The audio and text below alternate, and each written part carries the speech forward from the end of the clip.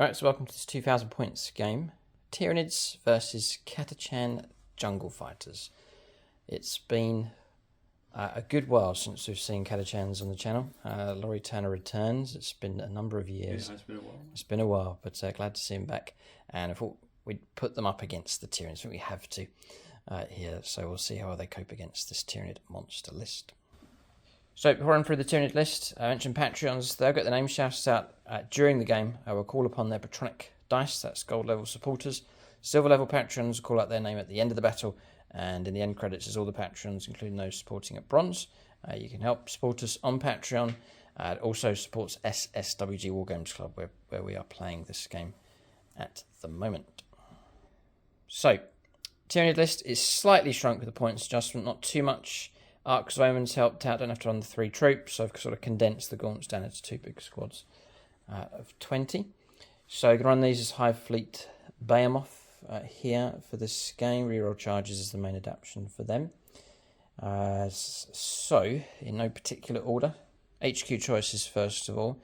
It's the big mama herself, it's the Tervagon being taken across here. Neuroparasite and Unstoppable Onslaught, the 2 psychic powers being taken. Then second HQ choice is the Decapitator, the Swarm Lord, with his collection of skulls here. Looking to, there's a couple of guardsmen on there already, but yeah, I'll send you a Catachan head in the post. That's nice. Okay, yes, always is a bit like I guess actually as a little bit like a 40k version of General Grievous, collecting the, yes, indeed. Yes, yeah, but he yeah. collects skulls here. So a similar version to Grievous there with the same kind of arms and stuff going on with him, but that's the Decapitator as he's become known on the channel. So psychic powers for him is Unstoppable Onslaught, which is sort of across the board. You get that as one of the abilities of High Fleet Behemoth. Psychic Scream and Onslaught being taken for him. Then taking a Neurophrope. It's going to be the Warlord. Warlord trait is Direct Guidance. Grants +1 to hit rolls to core unit within range. It's Catalyst and Neuroparasite, the psychic powers. I've taken the Relic, the Resonance Bar, +1 to psychic test. I can take an extra powers, which will be Onslaught being granted to him. Then on to Troops choices. 2 units of Gaunts, 2 squads of 20 being taken. And then really, the main focus of this list is the beasts, so a lot of heavy support being taken. First of all, it's the Tyranifex with Rupture Cannon, Stinger Salvos. Then taking an Exocrine for further artillery support here. And then 5 Carnifexes, Brood of 2, with their heavy venom cannons. Enhanced Senses being taken as well. And then a pair of Crushing Claws on those 2. Then a Brood of 3 Screamer Killers being taken. Adrenal Glands upgrade being granted to those. So that's the list here for the Tyranids. It boasts plenty of monsters here. Catachans, I think, have a long history of fighting against Tyranids. Yeah. They'll certainly be up for the fight. Alright, so Phoenix Sword's been allocated here. It's the top level of support on YouTube channel membership for all of our games. They get allocated to units. There's also Autarchs, which is the second highest level. We allocate those to individual models. There's a couple of those here. They're over on Laurie's team. So, for the Tyranids today, fighting with them will be Chris Comiskey's been put onto Big Mama here for this game. Amy Almo has gone on to the Swarm Lord. Screamer Killers at 1 allocation each. Gut B, Lucas Brown and Ben Shaw. Ray Cross on artillery today. Put him onto the Tyranifex. Andrea Stur on artillery as well. And then the 2 shooty Carnifexes is Nate Miller and Daniel Cunningham. So that's Phoenix Lords allocated. That's the list here for the Tyranids. Ripping, roaring and ready to go. We'll take a look now and see what the Catachans have in their list.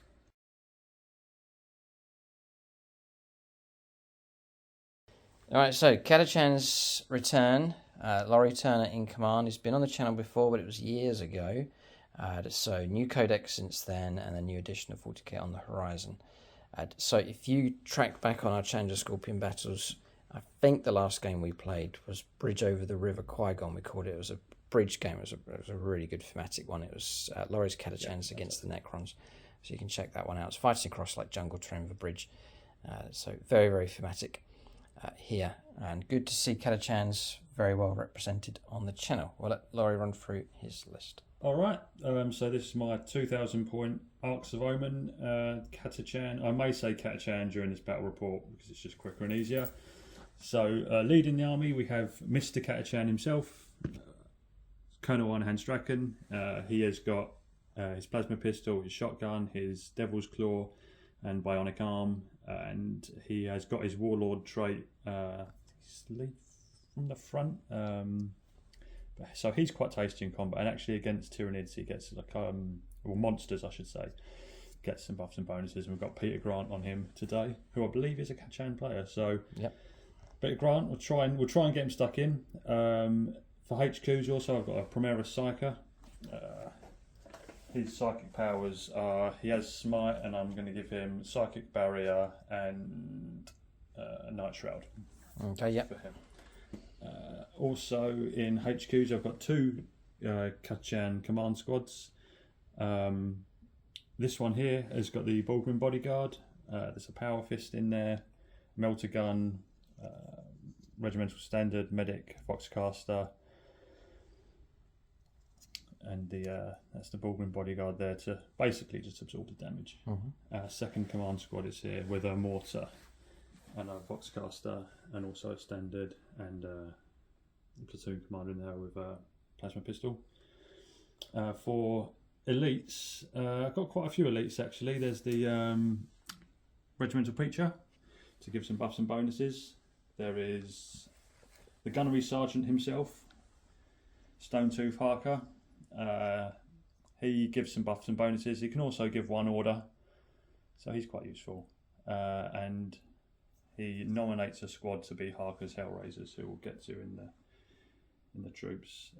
Also in elites, I've got the man, the myth, the icon, Alright, Marbo. the Enigma, the franchise, the Hewn Wrecking Ball, the one-man army. Could go on, but it's Slime Marbo, the old style Slime Marbo. I've got the new one on the painting desk, but I thought it'd be fun to give the old. People don't see the old model about very much, so I thought we'd get him in there. Also in elites, I've got a 5-man Bulgrim squad. 3 of them have got the Grenadier Gauntlets and Slab Shields, and 2 of them have got the Power Mauls and the Brute Shields, I think they're called. Also in elites, I've got 3 Ogryns. Oh, sorry, they are represented as well. Michael Fryer, JP on Marbo, Mephisto on the 3 Ogryns there.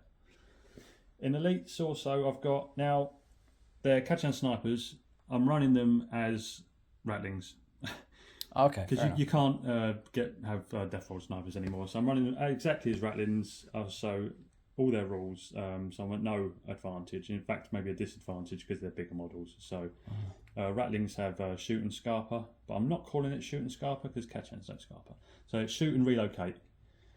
Okay. Like all good snipers should, but apart from that, for all intents and purposes, they are Ratlings there as well.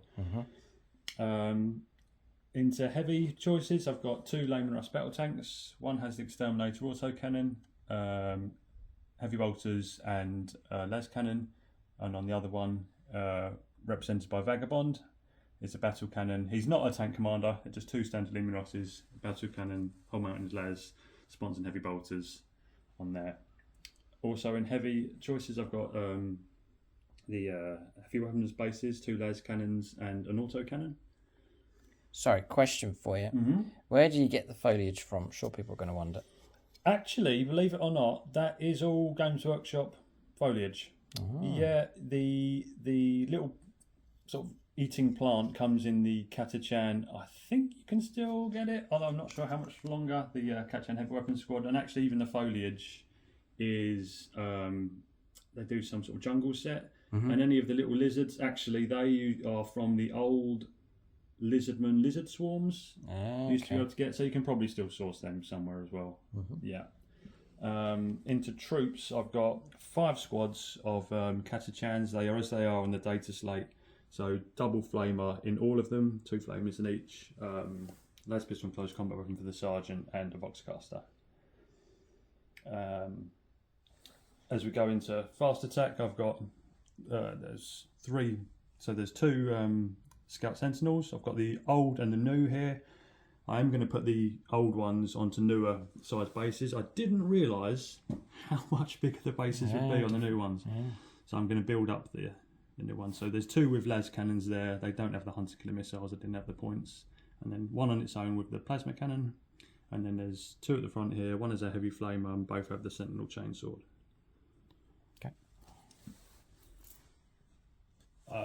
The back ones there are led by paint pot.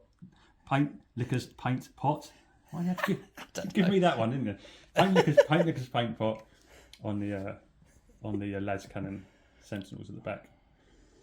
At the front here, also just missing from elites, we've got Longbow BB. He is on the commissar. I've got a commissar in this list. I picked it up earlier on. It's plastic. Yeah. It's some focus now. Amazing model. I think it comes with one of the start collecting boxes. Okay, yes, right, yep. Just to add on something for what we've got Midnight Miniatures on this squad here. This squad have been nominated as Harker's Hellraisers. They get a few bonuses, so we've got. That's handy to have that marker. Then we'll know which is which now. Yeah. All right. So the commissar has come along today to keep an eye on this squad here. They are converted, just a bit of fun. They are, for the guards players who know, they're converted up as Savlar Chem Dogs, but for all intents and purposes, they are guardsmen. And there's a melter gun in there. Yep. For transport, they are led by Dylan Moore. Got Longbow BB, and 2 transports. We've got the Taurox and a Chimera. Okay. I should say that the regimental doctrines for this army are brutal strength, the old Catachan. Anyone can have it now, but I've kept it for Catachan, and swift as the wind. So we've got some bonuses to strength and movement all through the army. Okay. So that's the list here for the Catachans. As I said earlier, it's great to see them back on the channel. It's a mightily impressive collection here, nicely themed. The rule of cool certainly reigns supreme here with this list. Starting to introduce some of the newer models as well. Yeah, they are. I really like the new. They are Sentinels. nice. Yeah, nice. I will scale up the bases on the smaller ones. But the mixed. They look right mixed though. There's no reason to relegate these. Well, I think what a lot of people are doing is if you've got the old Sentinels, even the armoured old Sentinels, they're using the old ones as Scout Sentinels and the new ones as armoured Sentinels. So there's the size difference kind of makes a bit more sense. There's a lot of people doing that. Cool. But this is my Catachan breakfast list for the Tyranids stuff. We'll see. There's a lot of hungry monsters across the other side of the board. Okay, and no river, no bridge this time to protect. Yeah. Okay, we'll take a look at scenario and deployment next.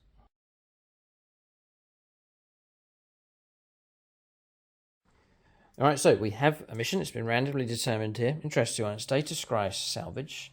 So diagonal deployment here. Tyranids, their deployment zone marked by the orange dice. And deployment zone, Laurie's used his green camouflaged Catachan dice. Here we can see them just about blend in already on the board. Even the dice. So marking out his deployment zone across the other side. The 6 objectives on the board. So there's a home objective each. So there's the one for the Tyranids. Laurie's is just around there next to the building, and then 4 in no man's land strung out across here. So 1, 2, and then 3 and 4. So in this mission, turn 2 onwards, the start of the command phase, the control of 2 or more objectives is worth 4 victory points. 3 or more is worth another 4 points. And if you control more than the opponent, it's worth another 4 points on top of that. And the mission rules here, first up is data terminals. If an objective secured unit takes an objective and then they leave it, it still counts as being under your control unless the enemy moves on and recaptures it. And then data intercept here. So you're performing an action, turn 1 onwards, on the home objective. It's the end of the movement phase that starts, and at the end of the turn, you get a number of victory points based on the number of no man's land objectives under your control. So if you control 2 at the end of your turn and the action's performed, you'll get 2 victory points, 3, 4, and so on. So really, a big incentive to look after your base. It's a very sort of Catachan kind of feel going on here. And then like recon going out to grab the no man's land objectives. So that mission works out quite well with the theme of these 2 armies. So that's the mission, quite straightforward. Nice theme developing here. I mentioned terrain, so we're going to play these as buildings. across here, but also obscuring. So those two for their height. This little cluster here is obscuring, and then this rocky outcrop and this one is obscuring as well. There is some, let's say jungle, but some pine forest, which will suit all right. So play that's dense cover. There's some clusters of it around the board. The actual structures across here will play as Munitrom armoured containers, so infantry can scale up and climb on top. It is exposed position on top, although infantry can shelter behind and pick up light cover.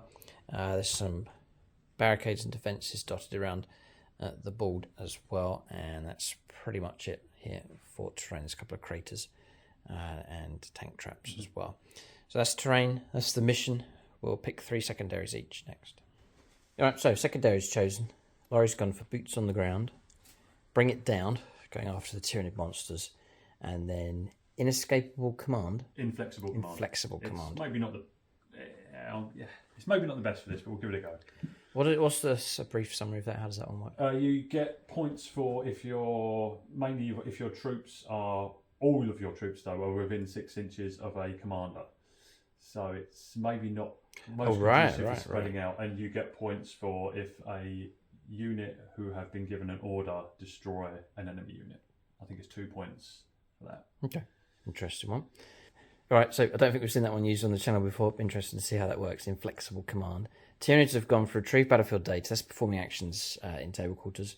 Assassinate. There's plenty of characters there to gobble up and devour. Plenty of meat on the menu.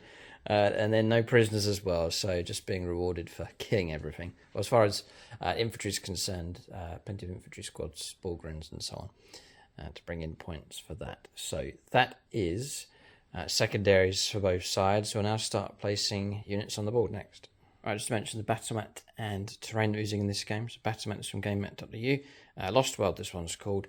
6x4 in size. You can get it in the 60x44 for your regular games of 9th edition.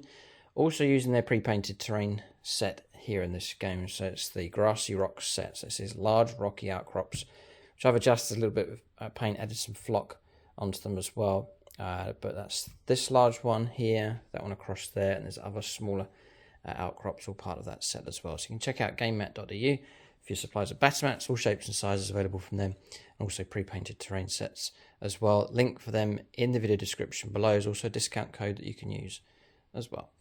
Alright, so deployment's done for both sides. Tyranids finished first here, a lot of broods and so on, so it's a low model count for deployment.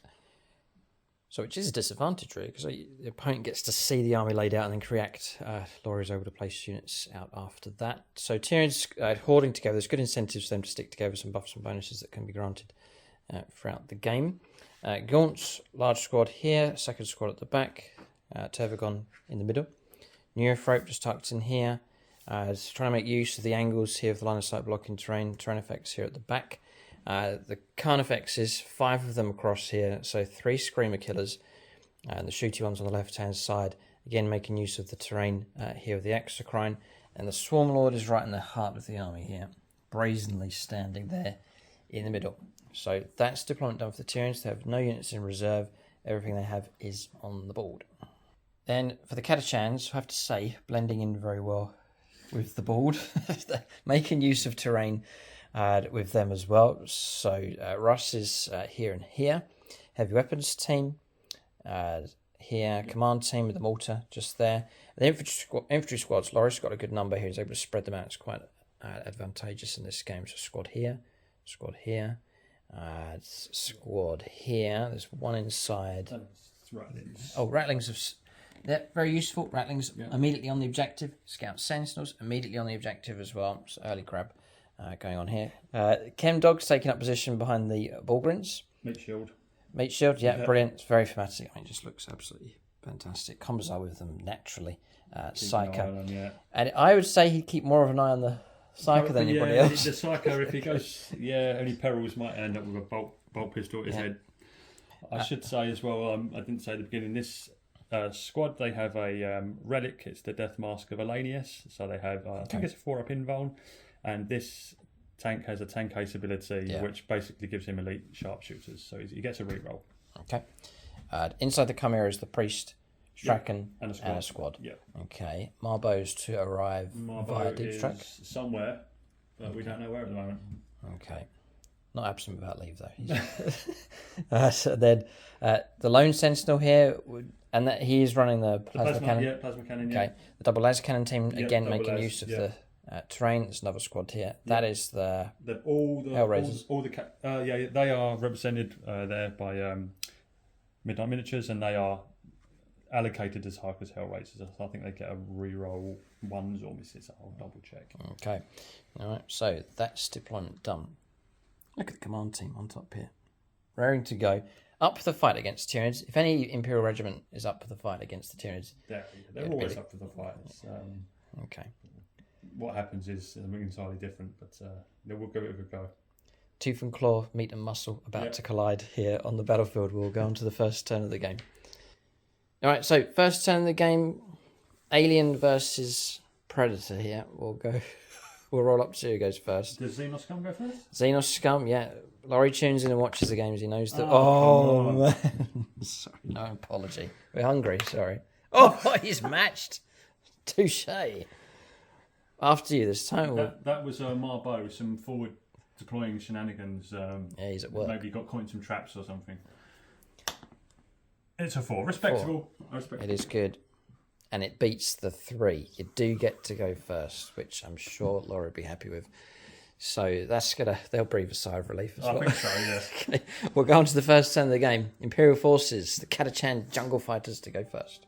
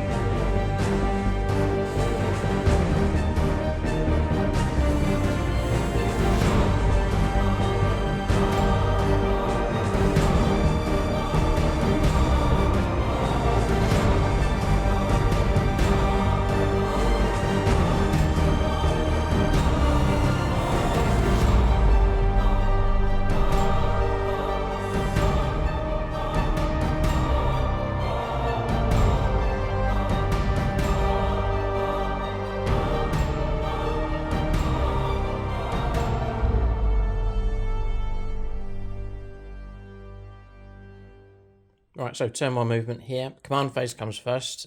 So, Lawrie, you can call it out here what you've... Yeah, several things gone off. Orders from a combination of the 2 command squads and Strachan inside the Chimera. So we've got move on the front squad there. Take aim is affecting the heavy weapons squad and the Scout Sentinel squad. Although they're a vehicle, they can get regimental orders, which is quite handy. And we also have move. It's over here on the chem dogs over here. So we move now as well. Yep. All right, command phase done. We're going to movement now. All right, movement here. The Horde advances, but it's not the Tyranids. It's the Catachans. They're on the move, and some very quick manoeuvring taking place. Yeah. So a bit to explain, yeah. So you can see this infantry squad here. They were slowed down by the crater, but it didn't slow them much. So 6-inch move -2, strong 4. Got +1 for your... +1 for Swift as the Wind. Swift as the Wind. +2 for move. Yep. And then it's auto advance 6. Auto advance 6. Yes, they've stretched out, literally sprinted across the board to grab that objective. So I've not seen a guard army move with such eagerness towards the Tyranids. It's quite a rare sight. With Swift as the Wind, all infantry get +1. Most of it doesn't apply to all of the army, like the Ogrins and the Ratlins, but infantry gets +1 and vehicles get +2. So it adds a bit of movement. Talrox? Talrox is moved swing out. forward. This squad's auto advance. No, they rolled a 6. Rolled a 6. They rolled okay. a 6, Not quite made its objective, but they've done very well to push right out onto that flank. Heavy weapons team shifted across. Infantry squad here, performing the action. Yep, perform the action. Yeah. Okay. It's a Sentinel here with the plasma. Tanks here at the back. I'm covering most of this. I think Laurie's got a couple of decisions to make, whether there's a few other bits to move. And then a surge coming down this side as well, spearheaded by Iron Hand Strachan, leading from the front, and then pushing forwards with these squads here. Ogren's command squad, Chem Dogs, infantry squad across here, move round snipers in position, and then thinking about whether to move those or. No, I think they'll. Okay, they're far enough ahead. Yes, I think it's. Okay. So a little bit more movement. Tank on the move, shifting to its left. Sentinel pushing through here as well. And then a slight adjustment with the tank there at the back. That's movement done. Psychic phase, I guess. Do you have a psychic? Yeah, have psychic phase, yeah. Okay. Right, psychic phase completed, just rolled it off camera. Night Shroud on the Chimera and psychic barrier on the Sentinels. So that's psychic phase finished. We'll go on to shooting phase next. Okay, firepower. Scout Sentinel across here. Multi-laser going into the lead Carnifex. Lucas Brown. So need 4s. 3 shots. No. And missed. Okay, Laurie says there shouldn't be too much firepower here. Positioning. I'll go for the multi-laser on the Chimera into the same target. Yeah, and heavy bolter as well. And a heavy bolter, yes. We'll do Chimera first. 2 hits. Yep, 5s to wind. 1 wound. Wind comes through. -1.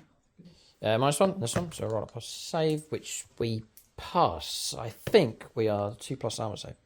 Yep, 2 up, passed. Okay, so next up is heavy bolter. 3s. Oh, sorry, 4s. 4s, yeah. And then 5s to wind. No. Okay. This is the last gun array. Good shooting. 6s? Yeah, 6s to win, though. 1 wound. Well done. Well done, guardsman. Passed. 5.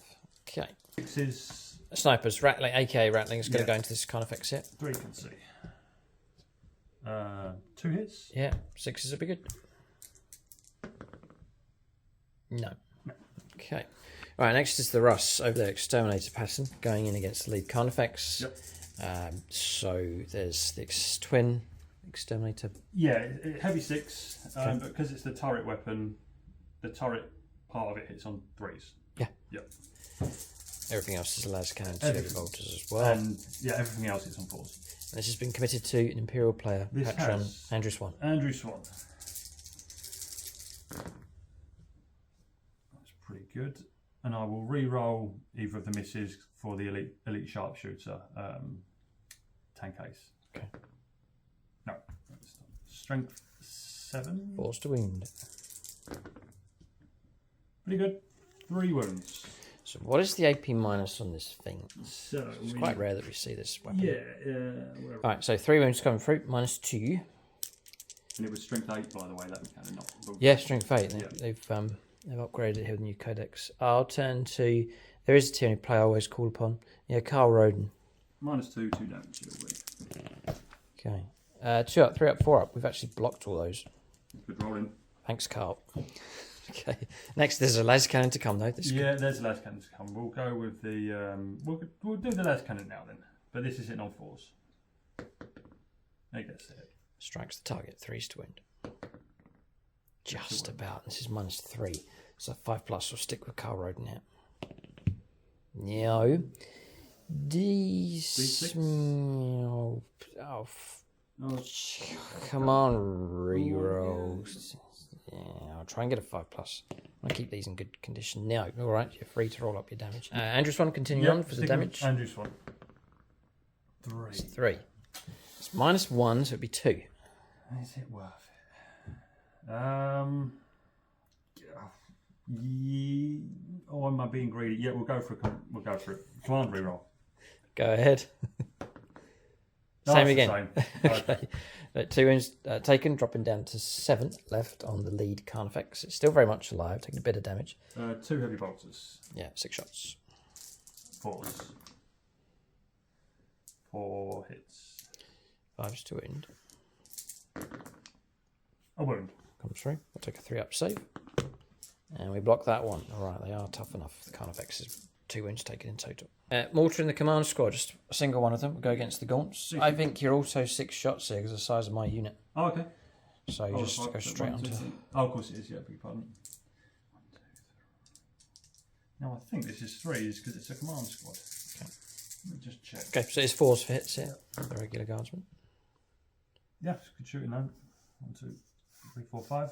Okay, 3's to wound. 3 wounds. Okay, 5 ups. We block 1, 2 casualties taken. 1 and 2. So, I'll just mark them up first. I'll mark them for casualties. Morale's not going to be a problem with synapse.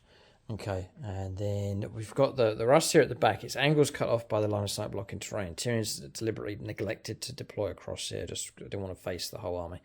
And we've shifted across in this direction, so it's cut off the options there.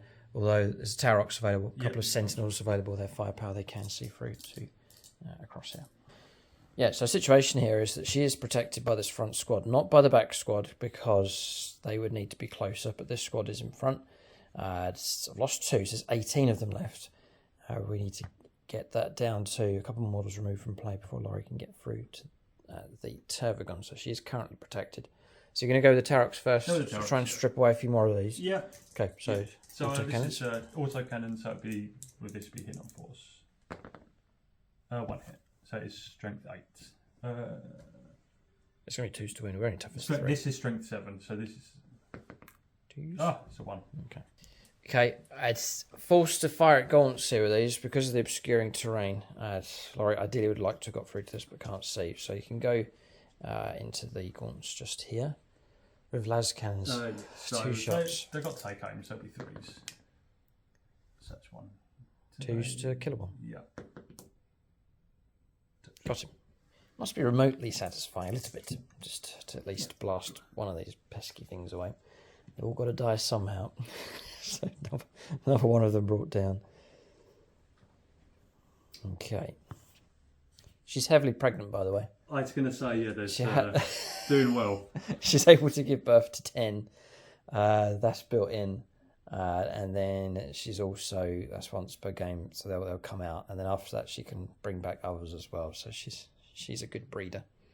So shooting phase, tricky enough here. It's one bit of movement that we neglected to cover. Marbo was at the objective before anybody else. He's arrived here. It was so stealthy that even I missed it. So we've brought him on. His intent was to come on here, so he's arrived there just to help out grabbing objectives. Gone for the tactical option. He could have gone for the charge across here and tried to cause some early damage, but that would have been audacious for sure. That's shooting phase finished. No charges here. Okay, so the turn comes to an end here for the Catachans. You have to give them credit for their boldness in the face of Tyranids. There's not many guard armies that will run and rush headlong into the foe, especially Tyranids. Alright, so turn comes to an end. Points been picked up. The 4 points here for the scan taking place. The action performed across there and in control of all 4 no man's land objectives. Tactically speaking, this is very, very good here for the Catachans. A lot of hard work now for the Tyranids to clear these objectives. Otherwise, Laurie's going to be raking in lots of victory points here. So it's a bold move, but tactically it's strong as well. There's a big spread of Catachans across the board, anchoring all 4 of the no man's land objectives. It picks up 4 points. It can pick up 12 next turn. And if Lawrie scans again, even more points on top of that. So pressure on the Tyranids. They've not taken much damage, but they must push forwards. That was their intent anyway. But they've got to do a good job now of clearing objectives as efficiently and effectively as possible. We'll go on to the first turn of the game for the Tyranids next.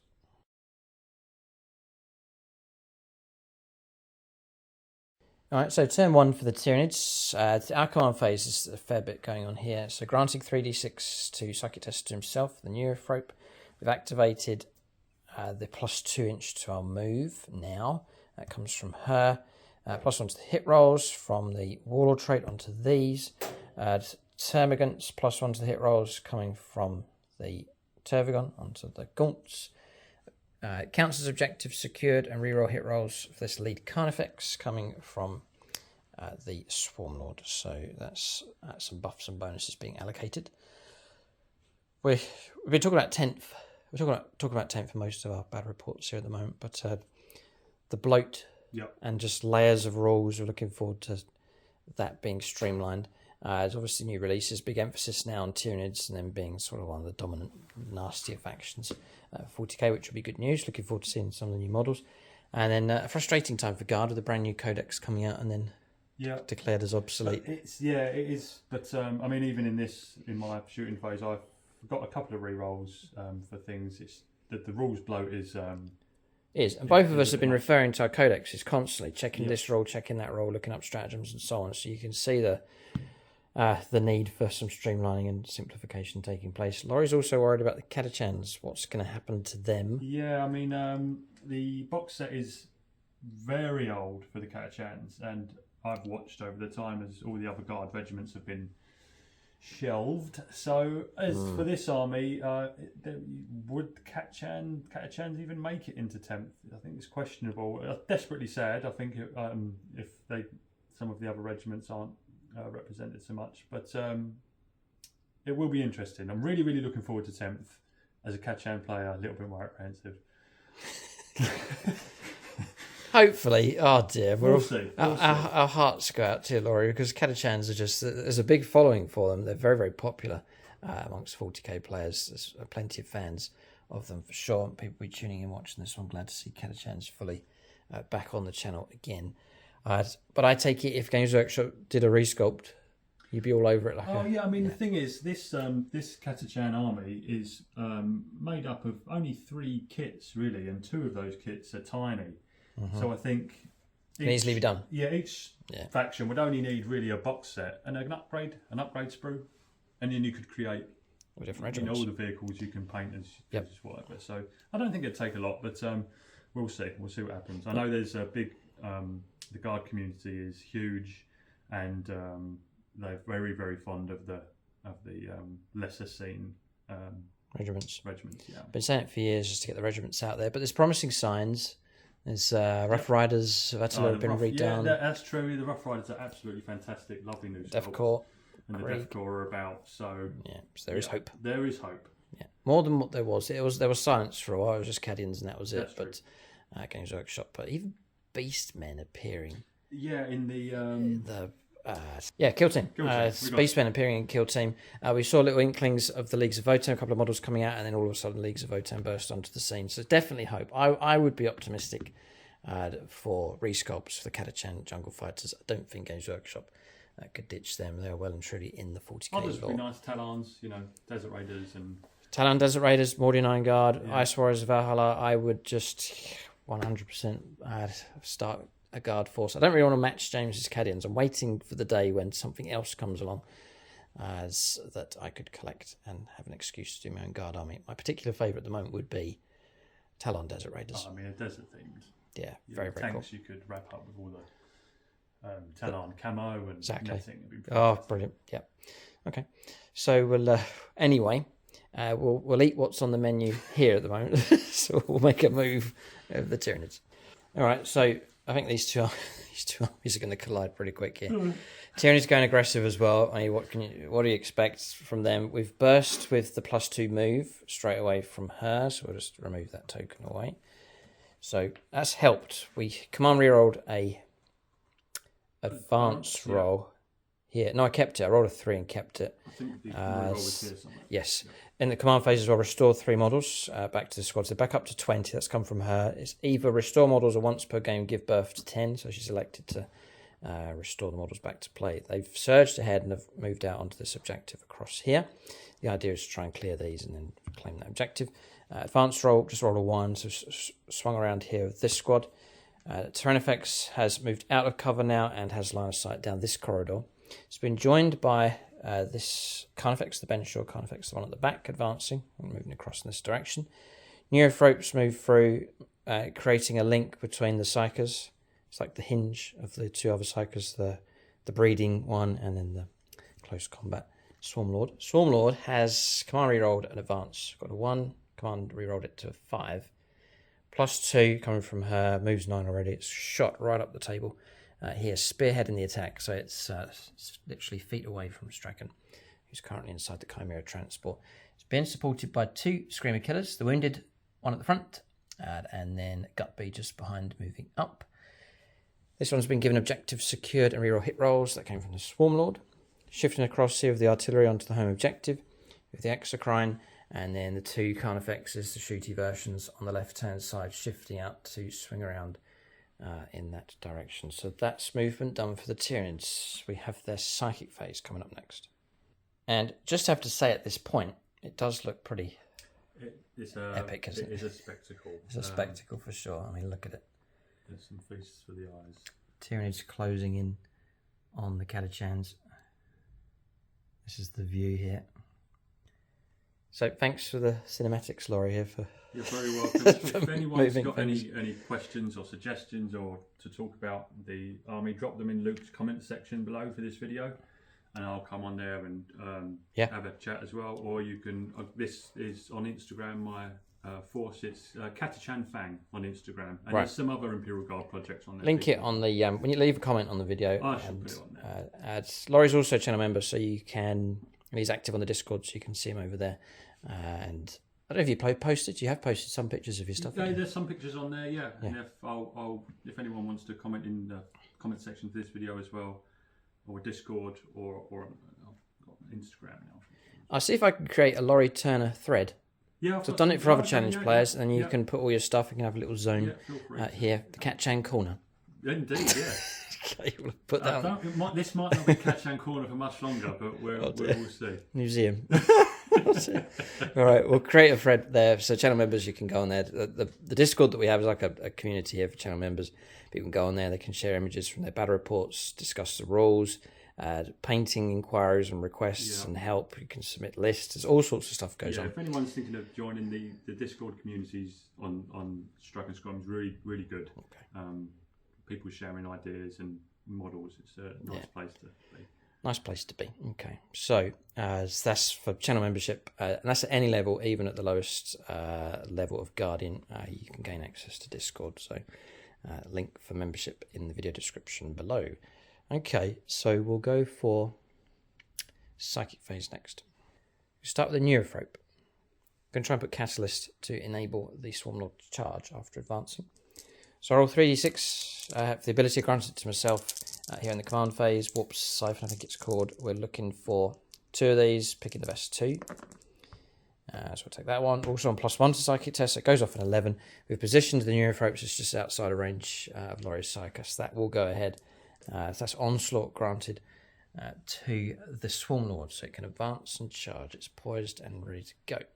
We'll go Catalyst from the Neurophrope, and we'll put it onto the Swarmlord. Sorry, rolling 3d6. It's going to go off and it can't be stopped anyway, so we'll pick those 2 +1. So it's 9. So Catalyst, it's a 5+ feel no pain added on to this beast here at the front, expecting some damage to be heading its way. So Psychic Power's done from there. I guess we've got the Swarmlord next, so we'll do Psychic Powers of that. Okay, we'll go for Unstoppable Onslaught. Needing a 7, goes off at a 9. You can try and deny that if you want to.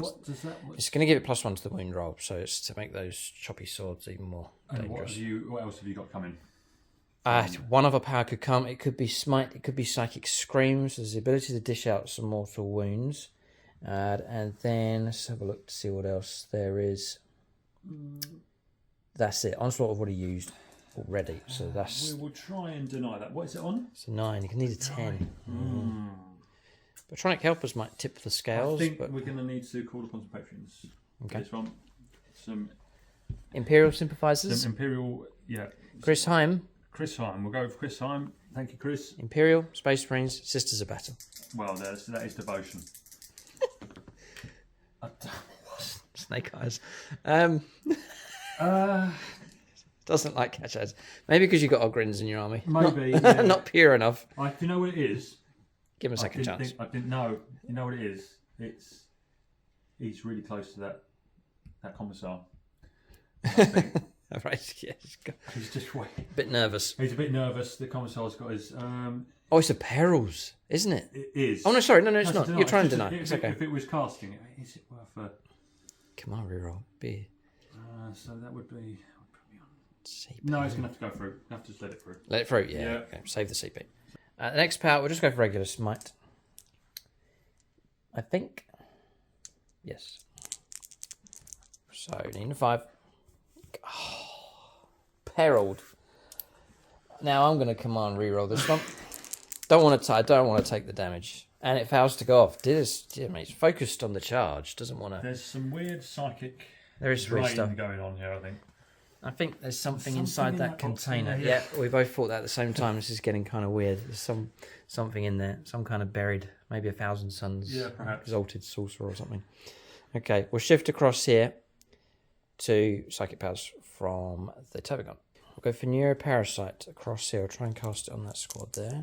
We can get it to go off. 7, yep, it goes off. So we'll check range and then we'll select a unit. Yeah, they're just out of range, so I'm going to put it against that squad. 4s. And it's not too scary. I was trying to beat the toughness. So 2 mortal wounds come through on that squad there. That's Neuroparasite, so bugs in the head here. So 2 can be removed from play. Just 1 power available from her. So that's actually Psychic Phase finished and complete. But the main thing was to get that Swarm Lord with the potential to charge. So that's happened, so happy enough. We'll go on to Shooting Phase next. It's getting ready to fire. I've declared that this is going to fire. Stinger salvos are going to go into this vehicle. Yeah, because I think the idea is the infantry can take them on. I reckon. Yes, and then we'll go for, although I do need the wipeout here, we'll do Stinger salvos into the softer target. And then we'll go for the Rupture Cannon. It's going to go all the way across the board here into the far side of the board.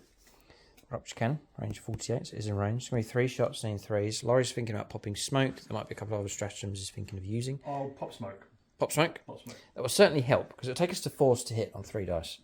So the tank can survive if 1 or 2 come through. That's the thing, yeah. So we'll pop and smoke, and there's spending the command point. Okay, CP being spent. I'll turn to Tyranid helpers. There's not that many, you know. There's not that many. Come on, give me help. Gene Stealer Colts, close enough. Dave Humphreys. We're looking for 4s across here. I'm willing to command reroll. 4s for here. Yeah. Thanks, Dave. Oh, I'm sorry about this story. Loaded the wrong smoke. God. Yeah, it's like a homing rounds. 3s to wound. Right. And in which case, I will command reroll just to try and do a good job. We'll take the opportunity when it comes here. Command reroll this wound. It doesn't go through though, so that one's failed. So you've got 2 to deal with. It's AP -4, so there is a chance to try and block these on 6s. If your 2-up armor save. So all hope is not lost yet. If you want to use Patronic helpers, there's plenty of Imperial players that will gladly try and get you a 6. Laurie's trying to read upside down here. Yeah, You're looking for Imperial players, as pure as possible. Michael Fry is a pure Space Marines player. I've asked him, and it's just Space Marines that he plays. Let's go. So a single 6. A single 6 would. Oh, he's got one. He's got one. Oh. Okay. Hoorah for the Emperor. D6 plus 4 damage. Thank you, Michael. Because that's 9. And you would have been destroyed without that block. So Michael Fry to the rescue here. And he's on the board here somewhere as well. He's on. You must be on your side. Yeah. Where is he? I will find him. Oh yeah, he is. He's on the Bullgrins. Oh, he's a Bullgrin today. Yeah. Okay. So he is as close to a Space Marine as we could get. Well, definitely with the armor save, and they're tough. So he's obviously tough as Space Marines, bit more smelly. Yeah. We'll take us some wounds off this Russ. It drops to 4. Stinger salvos, we've said, are going into there. So looking for 3s for these ones. Ugh, they've all hit. What is wrong with this thing? It's hitting everything. 3s to wound. God, vicious. AP -1. There's some models in the trench there. So they'll get... So do you want to do the 3 out of the... It's up to you. Yeah, obviously priority is to keep these models on the objective. As to how long they'll last. So we'll stay with the trench... Trench fighters. Trench fighters first. 6 saves of 5+ then. +1 for the trench and then -1. So 1, 2, 3, 4, 5. 5 places. Block Save 2. 2. 3 dead. Yeah, thanks to the trench. There's one more save to make, sorry. To make it 6. Oh, beg your pardon. Okay, so 4 slain. 4 Okay, slain. but the trench has helped to a degree. Next, bioplasmic scream. I actually can't shoot that. It's a blast weapon, actually, and I advanced, so we'll forget that one. There's no shooting available from that. That one's done. We'll go with these, and we'll put a volley into there. We'll just try and clear away the last of that squad. I'm going to split. I'm going to do 10 against the Taurox and 10 against here. There's protection for +1 to the armor save. Built-in armor tracks. Nice. We're AP -1, so that counts us out. So we're shooting across here first. We're looking for 4s. No, we're looking for 4s. Yeah, we are looking for 4s because we're on +1 to hit rolls. It's cancelled out because we advanced. So let's just get that correct. And we're trying to wound on 5s, and there's a single save to make of 3+. Not too much to worry about. 3+. 3 indeed. Blocked. Then we'll go into the actual Jungle Fighters. So we're still... No. We're still looking for... we shouldn't have split fire. No, 1 wound comes through at -1. -1. So 5 up if you're going to go in the trench. It's a 2. Yeah. So it slays a flamer. Oh, I have to. That's painful. Okay. And then we'll do Stinger Salvos. I shouldn't split that firepower. We've got 1 Stinger Salvo left. We'll go into those. We'll put all of it into there. So it's 8 shots and then 3s. Okie dokie. And 3 saves. So 1 at a time. 5+ on the flamer. Yep. 6 up in the open. 3+, so the flame's dead. Yeah, and then 2 saves of 6 for a miracle on the squad leader. No, alright, finally got them. They've been destroyed here. Caught in a hail of firepower here. Okay. Alright, next up, Exocrine. It's going to pour all of its firepower into the rusts across the other side. We've played Observer Organism, Stratagem. 6s will pop extra hits.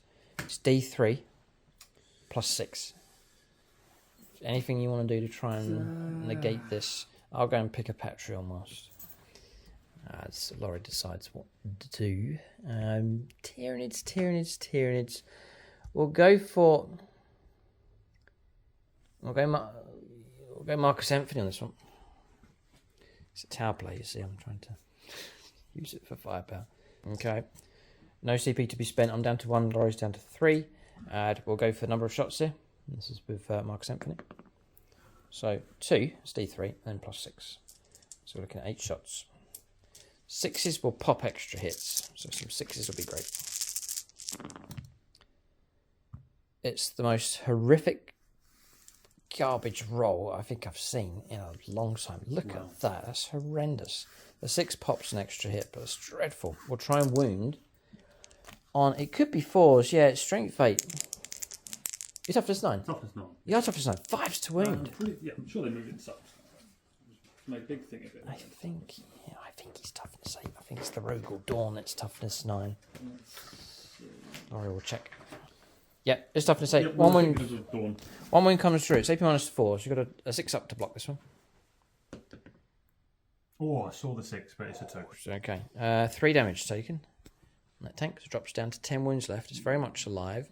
We'll now try and catch it in a crossfire. We'll use the Carnifexes for sure. We'll do 1 at a time. The first one we'll fire is the back one. Nate Miller here to fire. I know the stats for that one. It's going to be, remember rightly, it's 3 shots. It's damage 4 if these make it through. So we're looking at the Heavy Venom Cannon. It's range 36, so we've got our range, heavy 3.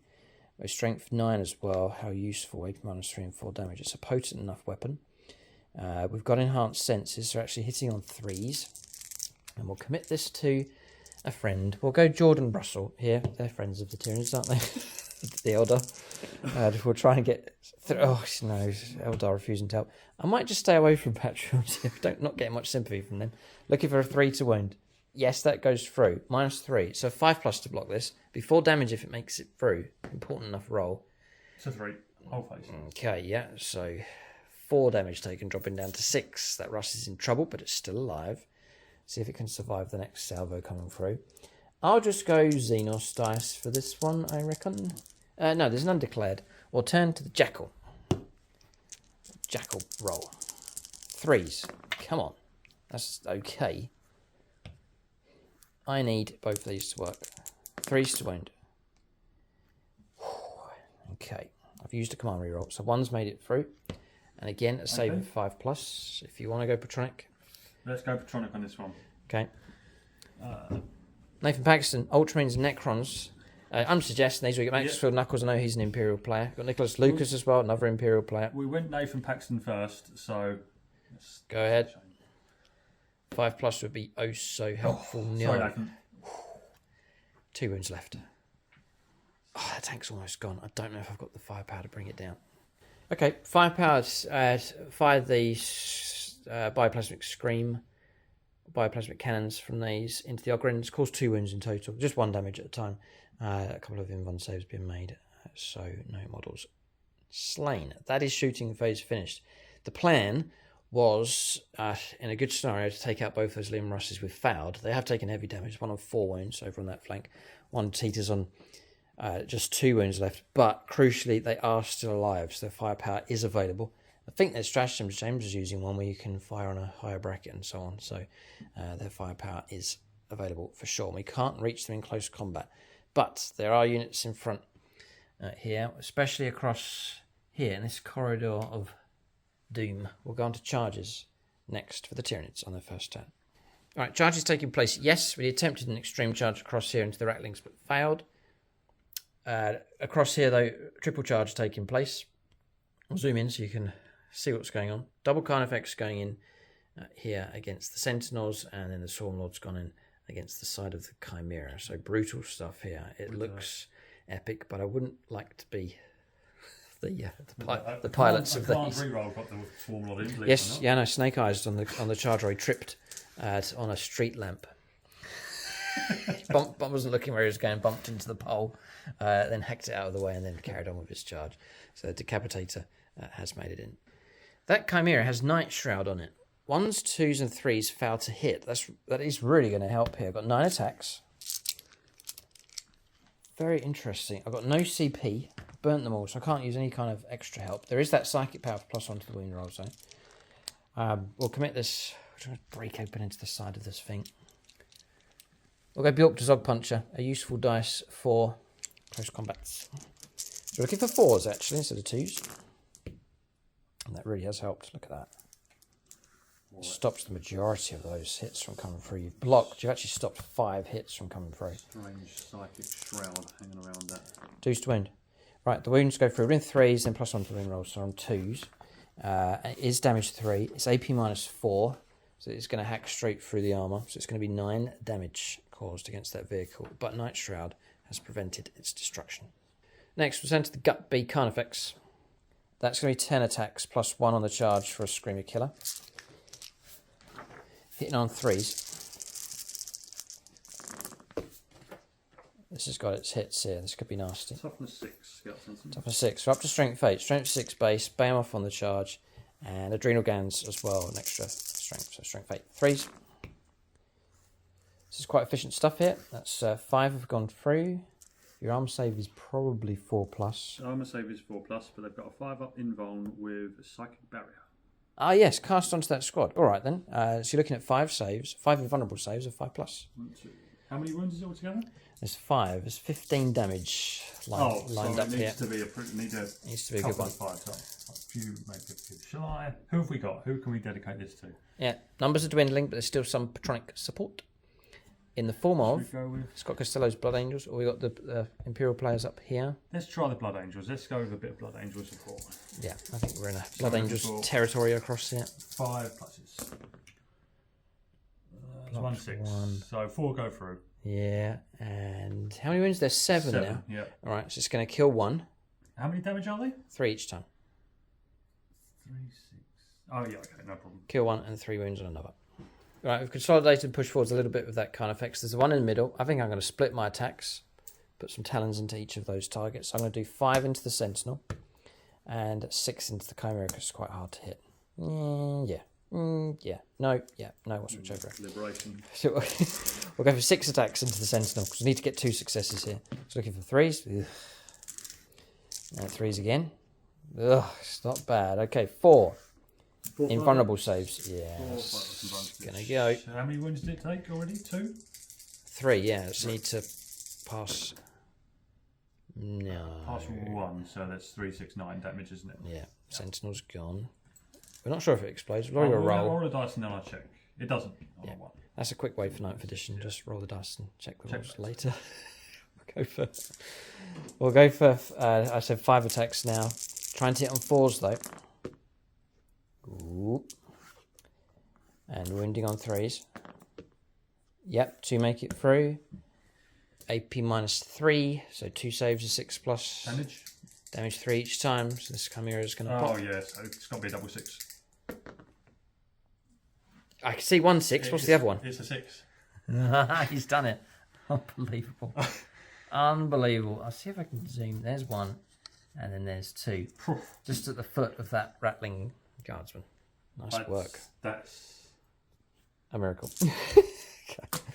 That is a very, very good result indeed. And there's not much else I can do to try and tip that. So well done. The Chimera just about, thanks to Night Shroud, has survived because a lot more hits would have come through. Yeah, that's a very good ability. That is. Yeah, if you're spearheading and trying to push through something to protect it, Night Shroud's a very good one.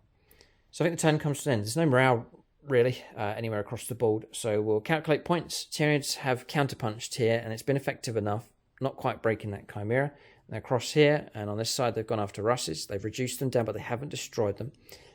So Laurie's taken damage with his force, but he won't lose heart. He has plenty of resources still available for the Catachans here. And Tyranids have come out to play. They're a lot more exposed than what they were. So Lawrie can line up some firepower here for sure. Tyranids have been forced to come out. They were going to come out anyway, but we've had to go out to try and grab objectives. Because of the aggression early on from the Catachans. Good fight lined up here. Nice theme. It's very... you can imagine a movie being made of this one. We're getting some very cinematic moments taking place already across the board. Look at the Swarm Lord just standing there. I think it's nice to see... I know this may be not always the best thing to do, but it's nice to see guard armies pushing forward a bit. Oh, absolutely. Moving into the middle. I try and get James to do it, but he'd rather chant many times, shout and scream. Well, the Catchans leave all the chanting to the Glory Boys and the, right, regimental rivalry. Yeah, I think it's more just. Okay. No, we just get on with it. Get on with the job. Yeah, well done. All right, we'll calculate points at this stage as turn 1 comes to an end. Interesting. We've been so distracted with the audacious move here from the Catachans that we've not focused on other aspects of the game, such as scoring points. So we didn't scan. I used all these units. They're all needed. We fired from here. There's no action being performed. Just getting ourselves into position. So nothing for getting these objectives. No prisoners. There'll be some points starting to come through. Maybe a point or 2 picked up for what we've destroyed so far. Assassinate, nothing yet. Retrieve battlefield data. Hope to do it on future turns, but not yet. So that's not been achieved either at this stage. So 0 points to the Tyranids, 4 points to the Guard. Early stages. We'll go on to the second turn of the game here. The battle's really mixing up. I think turn 2, turn 3. After that, I don't think there's going to be too much left on the board. Perhaps for both armies. We'll see what happens. Lawrie has a turn in hand. Now it's his turn. See what kind of impact they can make against the Tyranids.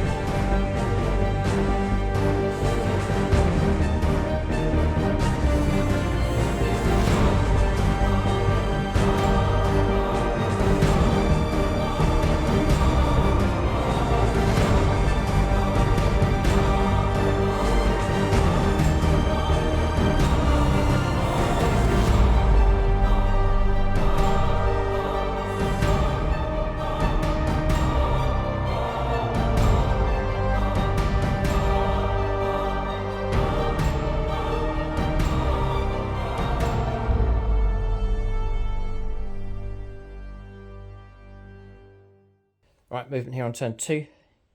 Counterpunch met by counterpunch here. Guard squads moving out hyper-aggressively. So Chimera's disembarked with this squad. Backed off an inch to get out of close combat. Borgrins are pushed through. They are going to take the fight to the Carnifexes. There's not many units that will walk up to those beasts, but the Borgrins will. They'll go for it. The squad here with the Rattlings on the objective. Command squad pushing up here. Priest, Strachan, and the squad. And the squad to go after the Swarm Lord. There's many attempts has been made on that thing, but the Catachans are going to give it a go. Chem Dogs in support. Damaged Russ is available. Squad here performing the action once again. Command squad in position across here. I do love the individual mortar buried in amongst the squads. Very, very cool. So they'll get to shoot again. Heavy weapons team in position. And again, damaged Russ in position as well. And then Sentinels pushing forwards. Ogrin is disembarking from the Tarok's transport.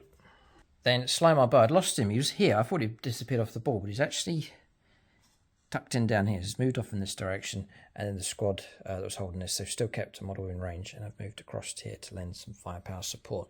So Catachan's not backing off from the Tyranids. They're continuing to press forward. So it makes for an impressive looking board. We've got two fights basically taking place. We've got a battle across here, with these two forces facing off against each other, and then a fight here over on this side. We'll go on to Psychic Phase next. So, Lawrie just checking his Psychic powers. If you enjoy our games and you want to see extra bonus content, you want to help support the channel, join us on the Discord, get loyalty badges in the comment section, then you can join us on YouTube channel membership. Link for that in the video description below. You should see it on the channel homepage as well. Just hit join, select what tier you want to support the channel at, and then enjoy the different perks. And it means that you're not just supporting the channel, but you then gain access to the perks and bonuses. Aspect Warrior is the most popular. That gets you onto Discord, gets the loyalty badges, and then opens up all the bonus content that we create, including videos like extra battle reports, big push battle reports, beat the bear battle reports that we do. The league games, some of those are over on channel membership as well, and then unique videos such as secret projects and army development video series, all available on channel membership. So it helps us create more content, helps support the channel as well. Then there's other levels above that with different bonuses going on, as you've seen the Phoenix Lords on the board. That's the top level of support, gets you allocated to units, and you can join us on the WhatsApp group as well. So, Psychic Phase, go ahead. I will try and put Night Shroud on... Do you know what? It's useful. I'm going to try and cast on Strachan. Are you really? How interesting. I can...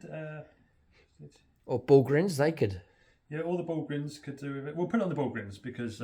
Shadow Grins. Shadow Grins, yeah. Bullgrins shrouded in mystery. So we'll give it a go. Interesting. So this is a warp charge of 6. Okay. Goes off on a 7. 7. I'm going to try and stop it. Ooh, that's a firm no. That's a firm no. No, you will not be shrouded today. Oh boy. He will then go on to try and cast Psychic Barrier for a 5-up invulnerable save. Okay. The Bullgrins have got their invulnerable save anyway. Yeah. Strachan's got There's a rule that a lot of Tyranny players, well, I forget it, Shadow in the Warp. I need to check it, but there is it's going to affect psychic abilities somehow here. Shadow in the Warp is -1 to psychic tests. Lawrie still would have passed just about. The 7 would have gone down to a 6. And if there's a perils, it's an extra mortal wound as well. Okay. So I'll cast Psychic Barrier on... Oh, see if you can put it on that Russ. Back there, yeah, go ahead. This goes off on a 6. Which it does. 6, 7, 8 if you want to. 8 -1, 7. 7, yep. We probably can deny 2. I'll roll the dice. It's not going to stop it anyway. But so you're free to cast that. So it's just a 5-up invuln. Okay, 5+ invulnerable save. Alright, so that's Psychic Phase finished. We'll go on to Shooting Phase next.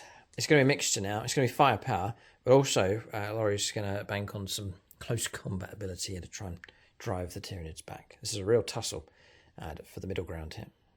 Whoever wins the middle ground battle, one's getting kind of close over here, one's more firepower based at this stage, but whoever wins either of these tussles here. Well, the game's open if it flips either way. If one army dominates on both, then that's probably victory for them. So the game, it's early stages as far as time's concerned, but the game really does hang in the balance. I reckon turn 2, turn 3 will decide this one. Just backtracking to command phase, movement phase, some points to pick out some buffs that were given. So just call them out. Yeah, so I've got first rank fire, second rank fire on the chem dogs. Yeah. Fixed bayonets on the squad. Disembarked. Disembarked, and I've given from the commissar, Brain was gone. He's given at all costs to the Bulgarians, which basically makes them objective secured. And then there's take aim on this heavy weapon squad, and take aim from Harker. He can give one order on his squad over there. Oh, he's over here, is he? Yeah, there he is. Yeah, he's he can give one order, so he's given them. I've only got one card, but they've got take aim as well. Okay. 5 sniper shots into the front, Carnifex. Yes. Go ahead. 3s. No 6s, so just 2 hits. Laurie's rolled an extra dice there to make it 5. 3 hits in total. 5s to wound. So a 6 there and a whole facing crosshair of a 6. So 2 mortal wounds come through. In addition, I think you're -1. I'm going to roll to see what I get here. I block those 2, so that's going to block for sure. But I will take 2 mortal wounds. That's good sniping from them. So we drop to 7 wounds left on the Daniel Cunningham Carnifex.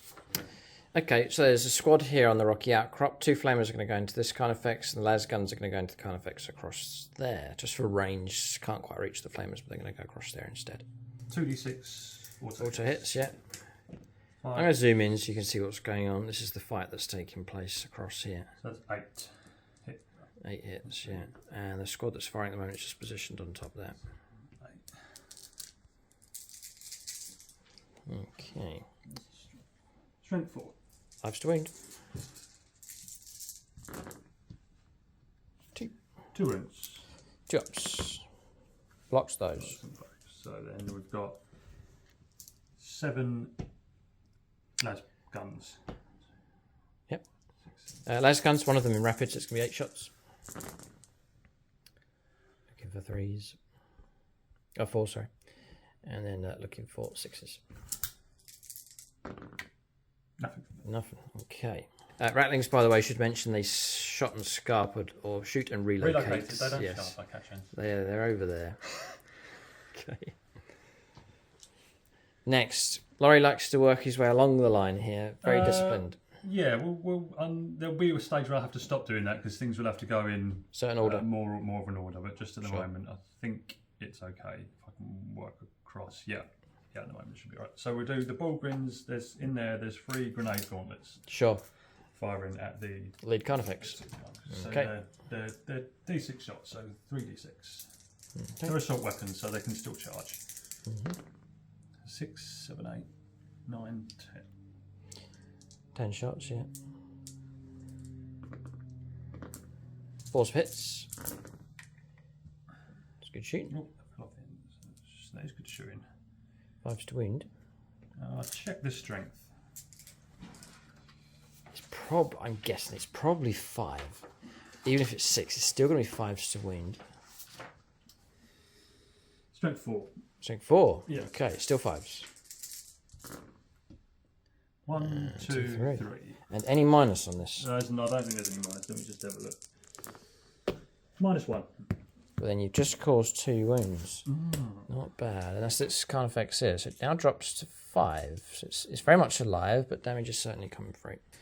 Right, there's a command squad across there. We'll just zoom back in. If you can see just to the top left-hand corner of that Chimera, there is a guardsman with a melter gun. So Lawrie can try and use him against that Carnifex.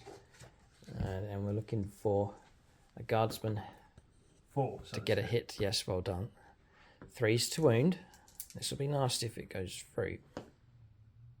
Yes. 4. -4, so I get it 6 up save to try and block this one. No. D6 damage, it is -1, but this is not too bad. Let's go Patronic for this. Patronic for the damage. The big one. We'll go with Maximum Knuckles. He's good for maximising damage, yeah. Maximum from Maxfield. Oh! Sorry, 1. Now, it's got to be, isn't it? Come on, reroll. It's got to be worth it. Oh, yes. We'll stick with Maxwell Knuckles. Oh, 4. Better, well done. 3. Yeah. That's Thank you, good. Maxwell. Not bad at all, because now I'm dropping down to 2 wounds left. Just 2 wounds required, and the first Carnifex will go. We'll fire the Ripper gun from the open bodyguard. Okay. The Bulgarian bodyguardsman with his Ripper gun. 2 hits. 5 to wound. No wounds. Okay.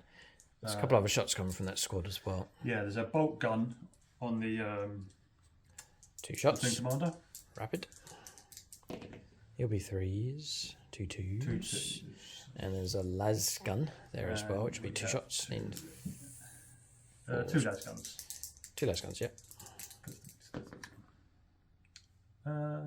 That's 2 hits because they're veterans in that squad, aren't they? No, still falls those, so 1 hit comes through and a 6 to wind. It is! Got 1. I'll be alright. Just about. Okay, Carnifex remains alive. It will fight at full efficiency here. There's no damage bracket with this thing. So it will fight efficiently enough if it can survive. Flamers going into the Swarmlord. This is from this squad that's just at the base of the container. 3, 4, 5. 5 on it. It's toughness 8 on this thing, so it's going to be 6s for wounds. No wounds. No wounds coming through. Okay. 15 shots. This is las guns and las pistol. Same target. That's good shooting. 4s. They're hitting their mark. That was hitting. It's the easier part. Trying to get the wounds next. It's going to be 6s on this thing. Oh, he's done all right. It's 3. 2 ups. Oh, he's found a chink in the armour. A wound has been taken on the Swarmlord. I'll do the plasma pistol on Strachan. Okay. I'm not going to overcharge or anything like that. Okay. I missed and didn't overcharge. Okay. The priest, I don't think he's got much. I think he's got a bolt pistol. I think it's an auto pistol, a stub pistol or something like that. Okay. Go ahead. It's going to be 6s to wound, so looking for a hit. Which he gets. Well done. And doesn't wound. Okay. 17 las guns. Chem dogs next. 17 las pistol, las gun shots. And there's a melter gun to follow. 10, 16, 17. So these are 4s. Not bad shooting from them. No, they're shooting, they're hitting, they're obviously well drilled. It's that commissar. Debut, by the way. We've never had chem dogs on. No, I the might channel. build them up a bit more, get them some rusty vehicles. Yeah. 6s. Yeah. No, the chitin is strong. Okay, and a melter gun shot. Single shot, looking for a 4. No. Missed. Okay. All right, Liam Russ at the back. Hitting on 6s, turret weapon will be 5s. Everything is going to go into that Swarmlord. Yes. Lawrie wants to cause as much damage as possible. This is the Just- Eradicator on top. Yes, on the top. So it is a 5 there. I will use his elite sharpshooters to re-roll 1. No, not quite. Okay. 5s to wound. Sorry, 4s to wound, isn't it? Strength 8 now. Yes, that strength 8. Yeah. Oh, Gets it. -2 damage. So we'll take a 4+ invulnerable save. I'd rather keep the damage away. We'll go for Darren Gardner here. Yes, we block it. And we'll do the las cannon. Las cannon next. Yep. No. And the heavy bolters. 1, 2, 3. 1, 2, 3. 6s. No. Nothing. Okay, its damage is significant enough to knock it down. Okay, it's not too much trouble there from that Chimera or the Liam Ross there at the back. Much of the shooting is finished across this side. Yeah, there's just a few small arms, but on this side. Yeah. Okay, a few bits to resolve. That'll be that part of the ball done, then we'll shift across to the other half. Pistol across there, hit and no wound. That came from the Commissar. 6 shots now with the mortar. 4s for hit on 6. 4s for hits on 6 dice. Against the Gaunts. Been targeted again by this mortar. 1, 2, 3, 4. Good shooting. 3s to wound. Not bad. It's not bad. I'll take 5 ups for block 1. 2 casualties taken. I'll back off a little bit just for those Bulgarians looking a bit angry as they head towards us. Next. So, because I want to thin them out, I'll go the. I want to charge. Okay, I'll go.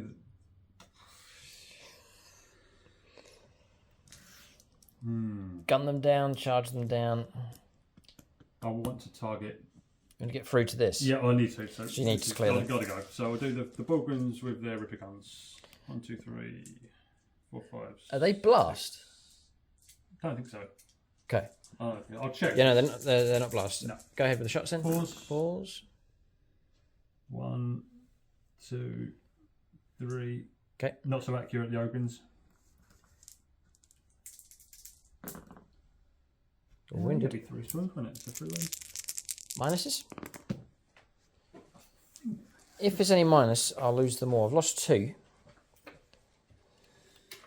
And if it's AP minus 1 or better, I'll lose a third. We've begun AP minus 1. I'll do. I'll lose another one. Okay, so now you've done enough. They're now 15, so the road is open to target the Turvagon with whatever. So I'll start with the heavy weapons squad. Oh, here. heavy weapons team has manoeuvred out into position. Imagine them rushing across and setting up as quickly as possible. Target sighted. They're going after this. Yep. Uh-oh. Because they have, I think it's swift as the wind. Infantry don't suffer the penalty for moving and firing heavy weapons. Nice work. They're going to shoot. It's going to be Longbow BB here for the dice. So these are. I'll do the 2 las cannons first. Okay. So they are hitting on 3s. There's 1 hit. Is it worth it? And they're hitting on 3s because of. Well, they don't suffer the penalty for moving. Yeah. So it would be 4s, but they've been given take aim. I'll do 3s then. Yeah, add +1. Fine. To the hit roll. Yeah. So I'll just stick with the 1. 3s to wound. Strength 9. He's tempted to go make your decisions. No pressure from me. The temptation of 2 good las cannon hits is just hard to resist. We're going to go for it because I'm feeling the Blood Angel surge. surge. This is the real hit roll. No, it's missed. Oh, okay, right. So now I'm going to try and wound. So I'm going to put that away. That's a 1. Oh no! I'll go with the auto cannon. Auto cannon next. There's an opportunity there, but failed. The auto cannon hits twice. Okay, 5 to wound. Strength 7. 1 wound. Wound comes through. Try and block this one. We failed. So we actually take 2 damage on the Turvagon. 15 wounds remain. Starts on 17, which is a big beast. Heavily pregnant as well. It's 10 gaunts. We'll go with the battle cannon. He is down into his middle bracket. Yes. So it would be 5s, but it's the turret weapon, so it becomes 4s. Yeah. And las cannon into this as well? It will put everything into that. Everything into that, yeah. The las cannon will be on 5s though. Okay. So number of it's a big one. We'll go patriotic. Appealing to them for help. They'll only be around for a little while. There's about 9 of them left. And you're looking for good old Imperial players. You can double up here. It's Vagabond. Yeah. It's his tank. And you can patronise his roll as well. So it's the double stack mega combo. And we'll make it into a meal deal. Right. Battle cannon. Number of shots. So that's 2 plus 3 is 5. Okay. I think Imperial players are rooting for you, Lawrie. They'll really want you to clear the area of this tyranny of filth. And who else better to do it than Catachan Jungle Fighters? So 5s because of his bracket. Turret weapon goes back to 4s. It's all right. It's all right. All right. Cool. That's 4 out of 5 hits. That's good. Strength 8. 8, yeah. Toughness 8.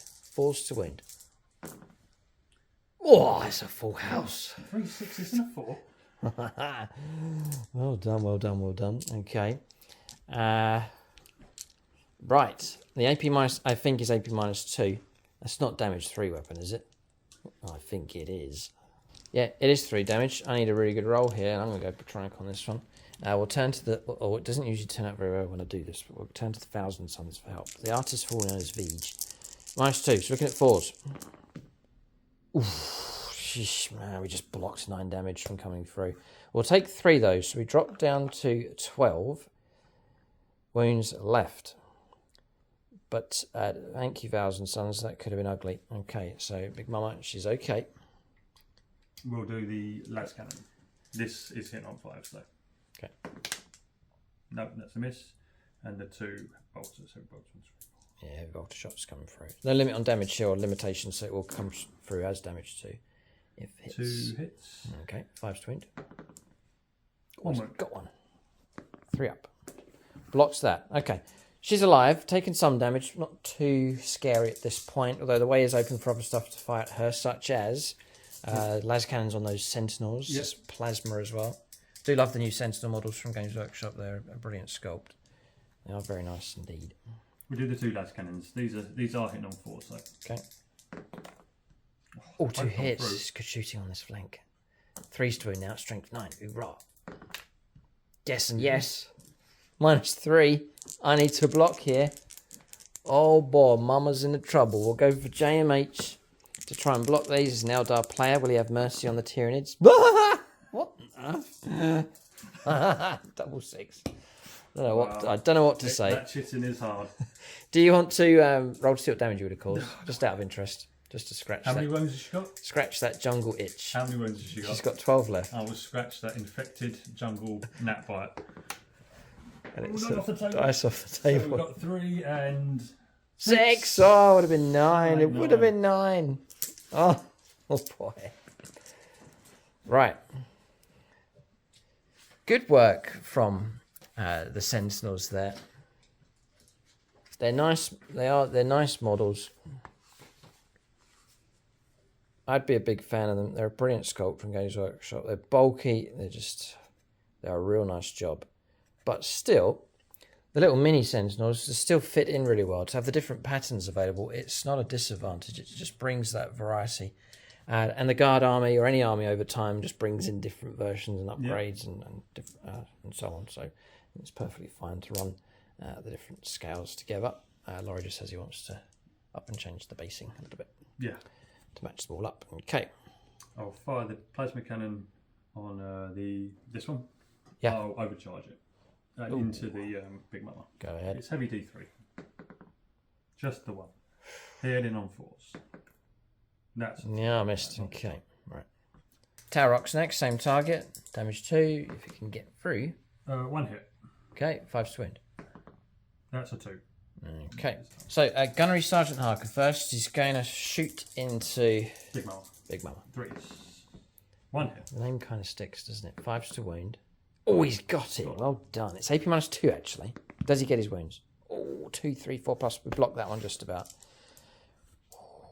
Okay, this squad next. There's flamers can go down here. Yeah. Las guns into them, or across here, or wherever you want to go. Yeah. Squad on top's going to offload everything into the Tabagog.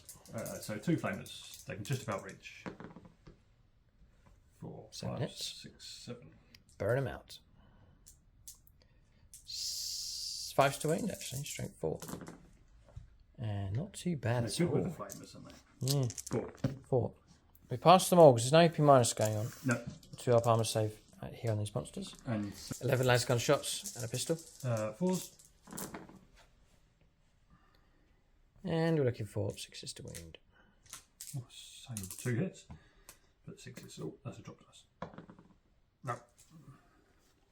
It's so unlikely to cause damage with las guns. Don't say that to a guardsman though. Because this is only shooting option he's got. Always about the las gun. Oh dear. It would demoralise the guardsman. Oh, it's a waste of time you firing that.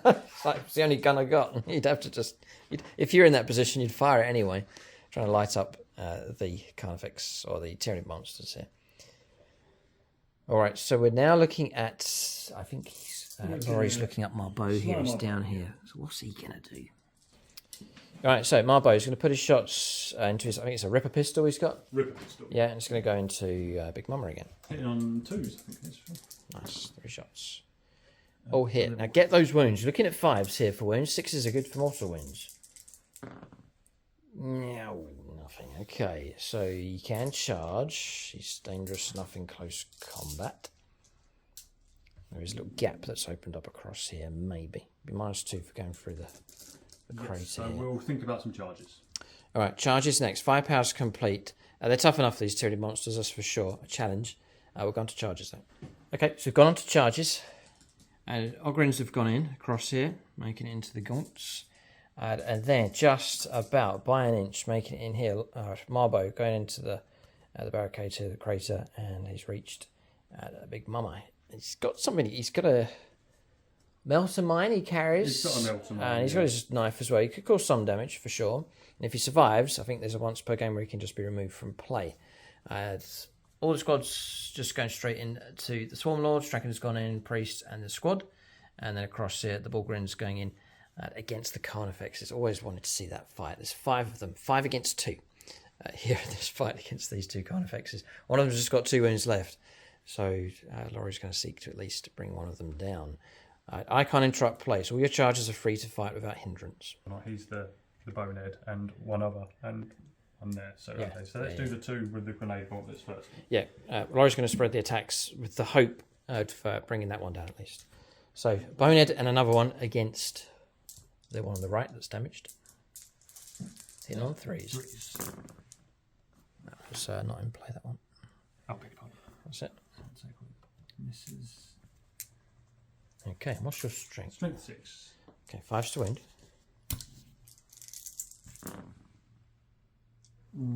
2 wounds. 2 wounds. Now these aren't with the mauls. These are just the bashing with the fists. Bashing with the fists and held. Oh dear. Okay, so the one with the Bullgrin maul. Uh-oh. Nice. They have their shields at the ready. If they don't bring these screen killers down, they're going to get hit by a slab full of attacks. Strength +1, so that's good. So, hitting on 3s. Oh, good for him. He's getting his hits. Well done. Strength 7, I believe. Strength 6 +1, Bullgrin maul. 4's to wound. Nice. That just tips it. Nicely. Well done again. -1, 2 damage. Oh, it's 2 damage. Drops to 1 damage because of the Carnifex. Oh boy, 3 ups. Ah! Gonna die. Gonna have to command reroll. And we'll go to a Patreon. Nicholas Lucas, the Imperial player. Oh, a 6 blocked. Right, so in total, 1 wound taken. Keeps that Carnifex alive. I think it was worth it because it's going to fight at full profile. The rest of the Bullgrin squad's been declared against the other ones, so that Carnifex will live. Uh-oh. So we'll do 4, the guy with the gauntlet, 3s. Nice again. Strength 6. 4's to wound. 2 wounds. Wounds complete. Saved and saved. They're bouncing off the Carnifexes here. 2 hits. Strength 7. Sorry, this is the strength 7, but 2 3s have failed. Oh, all right. So just the 1 wound being caused. Those 2 Carnifexes remain. Okay, next, pick any combat. I can't interrupt. We will go for. Can't ignore him. There's a Swarm Lord over there, and he's been surrounded. That's the fight taking place. We'll see if Strachan can do it. We'll go with Strachan. Iron Hand Strachan. Okay. Strachan's not been on the channel for ages. He's got 6 attacks base, hitting on 2s. It's not bad. The bionic arm with the Devil's Claw. Strength for the user, which is actually strength 6 because he's enhanced. AP -3 and 2 damage. Well, he's actually strength 8 because he has +1 for the Catachan strength. And he has with his Warlord trait of lead from the front, he has a built-in +1 to wound. So he's strength 7 +1 to wound. Yeah. So 5's to wound, he'll be 4's to wound. Okay, and he should hit quite reliably. And 6s pop 2 extra hits. Oh, been there, seen it, killed it. Yeah. Each time this model makes a melee attack against a monster, which is exactly what he's doing. He can reroll his wounds. Very, very useful indeed. Okay. And with the priest, he can reroll hits as well. Because the priest is nearby. Okay, good combination going on here. Yeah. Swarm Lord, defend yourself. So it should be. It's Peter Grant here. 5, 6. He's a Catachan player, and he gets to take command. So what we really need are 6s. Right. Why are you looking for sixes? They pop 2 extra hits. Oh, do they really? And how is that? Because of his warlord trait. Yeah. Laurie's just rolled 3 sixes. So they've all hit plus a bonus 6. Yeah. He's ridiculous. Okay. Oh dear. I didn't believe Lawrie at all, but I'm starting to believe now. Strength 7.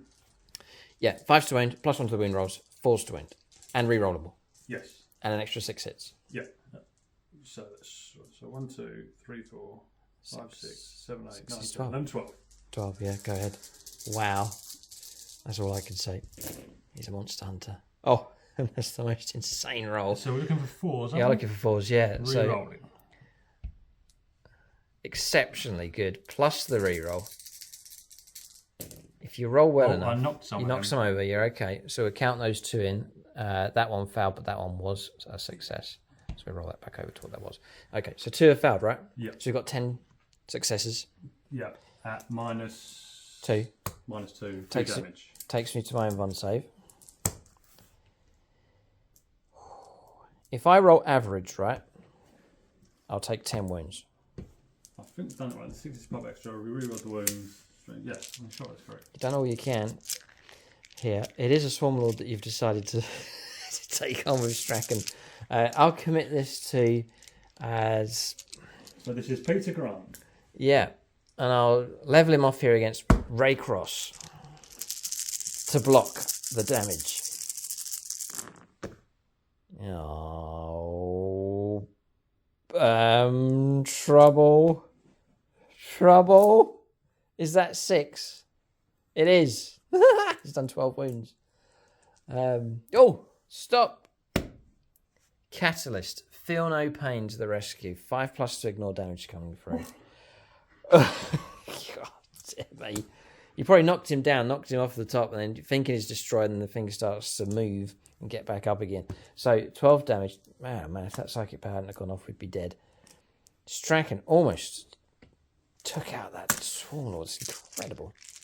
Hold it right there. There's something else as well. Sorry about this, but I think there's an extra little rule. Go on. That's a good summary for 9th edition, isn't it? Yeah, that's it, yeah. Sorry. I'm just trying to remember if I remembered all of my rules. Okay. It's blade parries. This is what I'm looking at. Yeah, we failed a save. So that would have been a damage 2 save. Yep. Ignored. So we would have survived and now go to the feel no pain. So you took on the decapitator here, and we've blocked 5 of that damage coming through. So after all of that, the 12 damage actually becomes 5 because of blade parry and the feel no pain catalyst coming through. But still pretty good.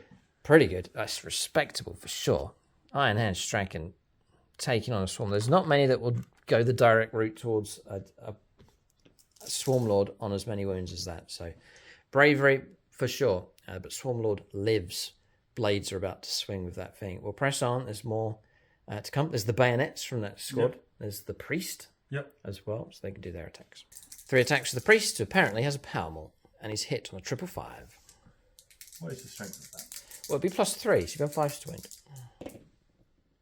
Oh, yeah. Gets his wound and AP -1. Surely not. Blocks that one. Okay. Hitting on 3s. This is on the... why are they hitting on 3s? Because of... Fixed bayonets? All right, go ahead, yeah. Yep.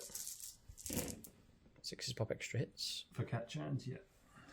So let's take one of the misses. 1s and 2s can go. Add 1 in for a pop, yeah. And 6s to wound. Strength. Let me just check their strength. I think they might. I'd be tough to, even if you get to strength 4, it'll still be 6s, yeah. Okay, so we're toughness 8. Nothing. Re-roll in for the banner. Ah. Yeah. Okay. Re-roll ones. 1. 1's made it through. 2 up. Past that. Okay. I think he's a brutal beast. So we've finished this across here. We're going to switch over to combat over here next. 7 hits coming through. Laurie's just rolling up here. This is the Ogrins going in. Mephisto squad. 3s to win. Yeah.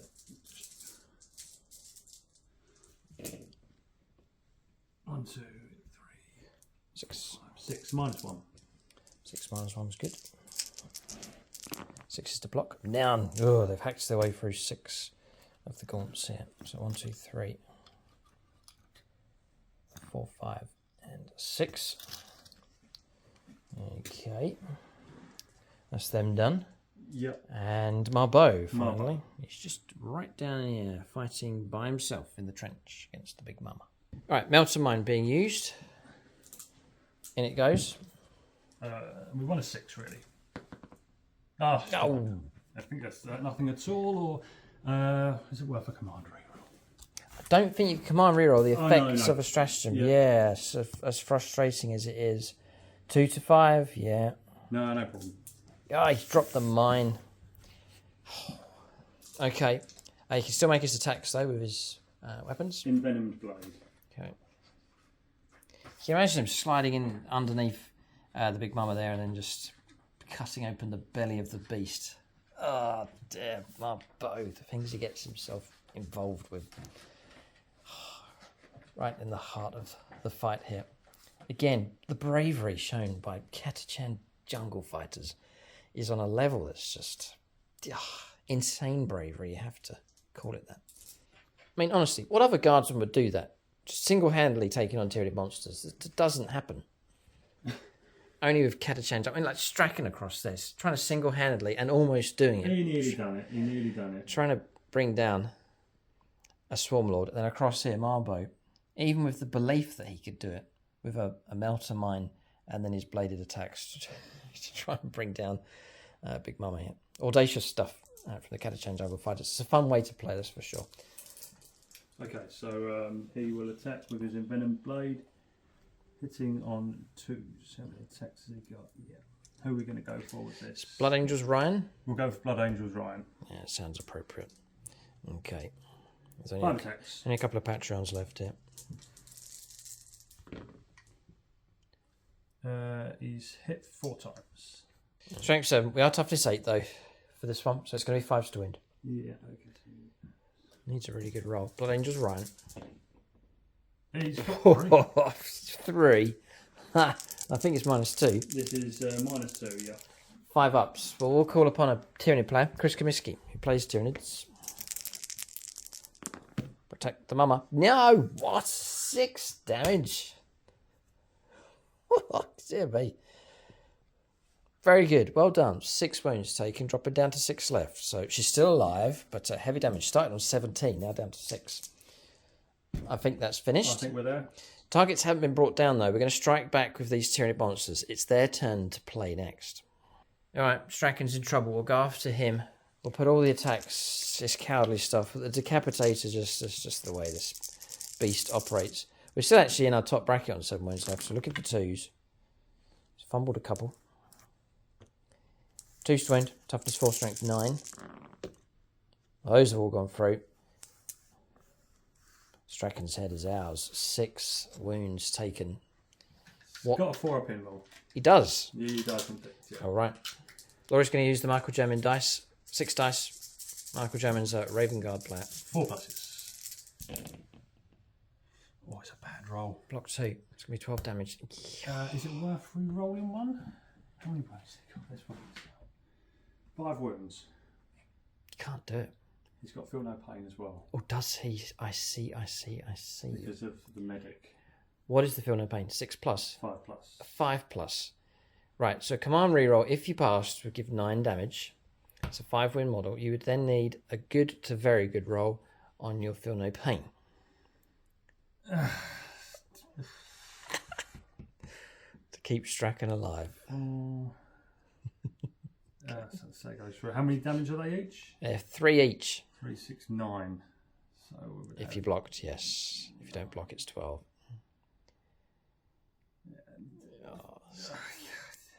Laurie's heart is wrenching here for Strachan.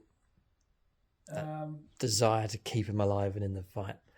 But reality starts to... No, we'll let him go. We'll let him go. Oh, we'll let him go. No, don't let him go. We'll try. Go on then. Laurie, save me. 5 plus. Oh, sorry, 4 plus. 4 plus. 4 plus. Come on. Whole facing 1. Okay, so how many feel no pains? Re-roll it. I'll let you re-roll. No, because it's flat surface. Do it. No. We always play whole facing. So how many feel no pains have we got? 12. God. 1, 2, 3, 4, 5, 6, 7, 8, 9, 10, 11, 12. Okay. Michael German here to try and keep Strachan alive. It's a noble effort. So yeah, there we are. No, he's gone. He's taken 7 damage, so Strachan... nearly. He's had his other arm ripped off here. That's the end of him. Oh, what an effort, though. That's Peter Grant, Phoenix Sword removed from play. Yeah, good innings, though. Well done. Well done to him. Almost had glory there. Almost took the beast down, but in this particular instance, the abomination prevails here. Defiant on top of this strange container, whatever's inside. We do not know, but on top, we know what is there for sure. A beast of indescribable magnitude. This decapitator claims another victim. Okay, well, you can just... Yeah, or give me the head for the model later on, and I'll super glue it to the I'll see if I base. can order another Strachan, and I'll No. head off and send it to you. Okay. Right.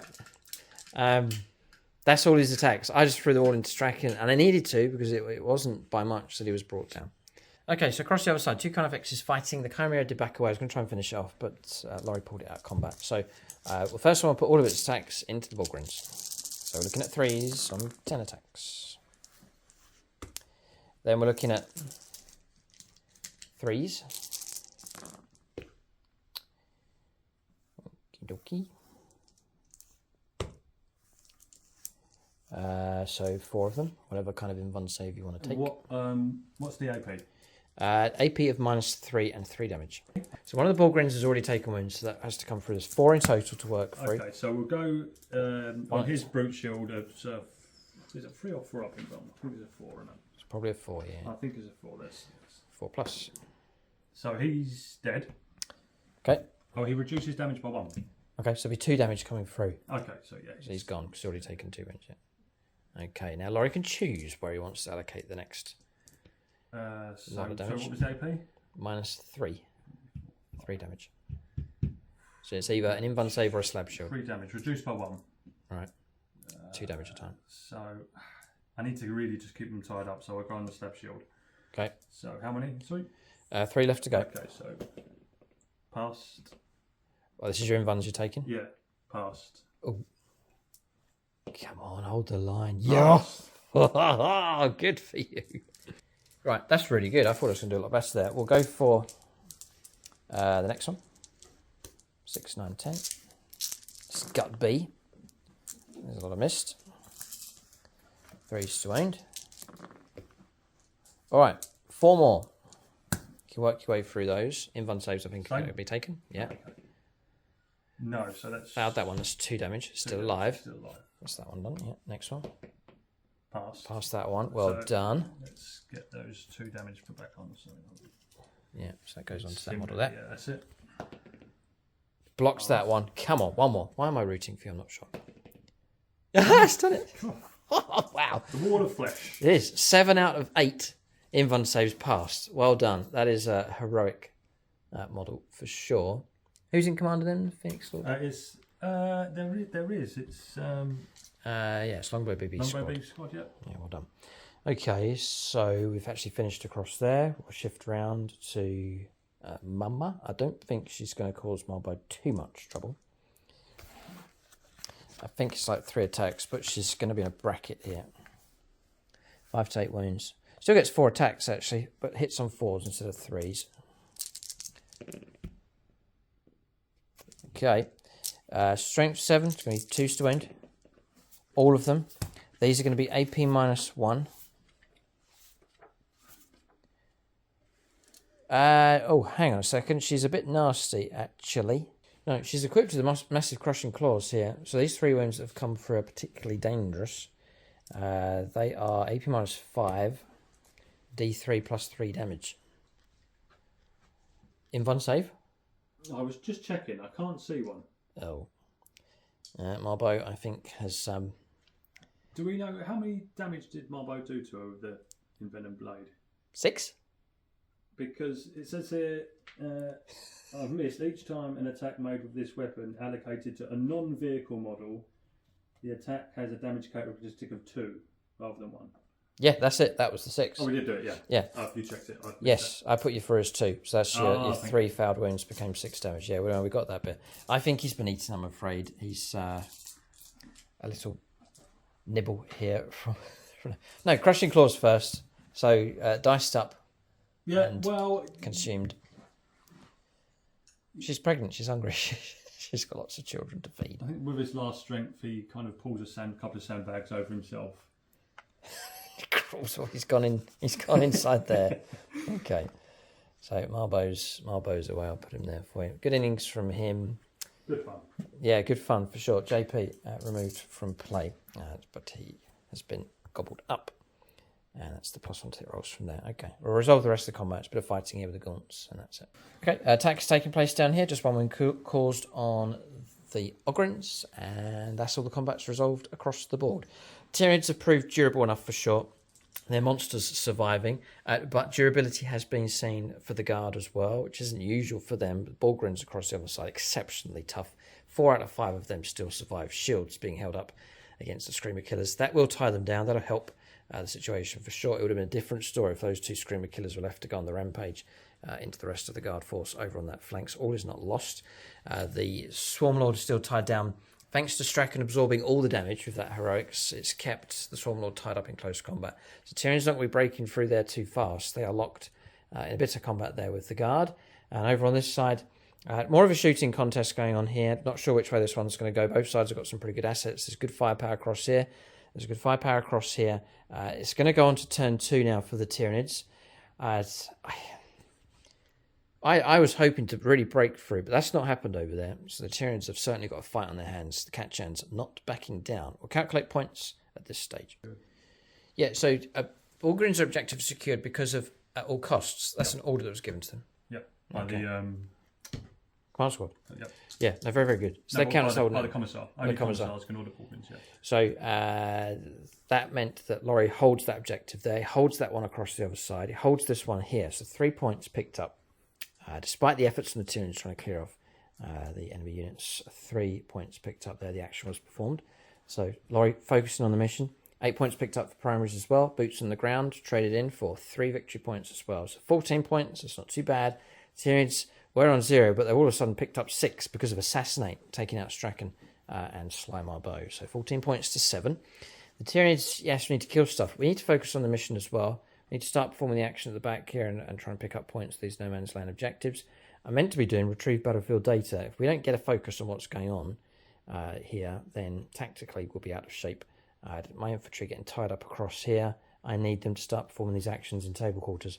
So focus, Tyranids. Focus the hive mind on the task in hand. Don't be overwhelmed by a hyper-aggressive Imperial regiment that's quite happy to take the fight to the Tyranids. Whatever happens in this game, Lawrie has played the Catachans exactly how they should be played here, going after these Tyranid monsters. We'll go on to turn 2 for the Tyranids coming up next.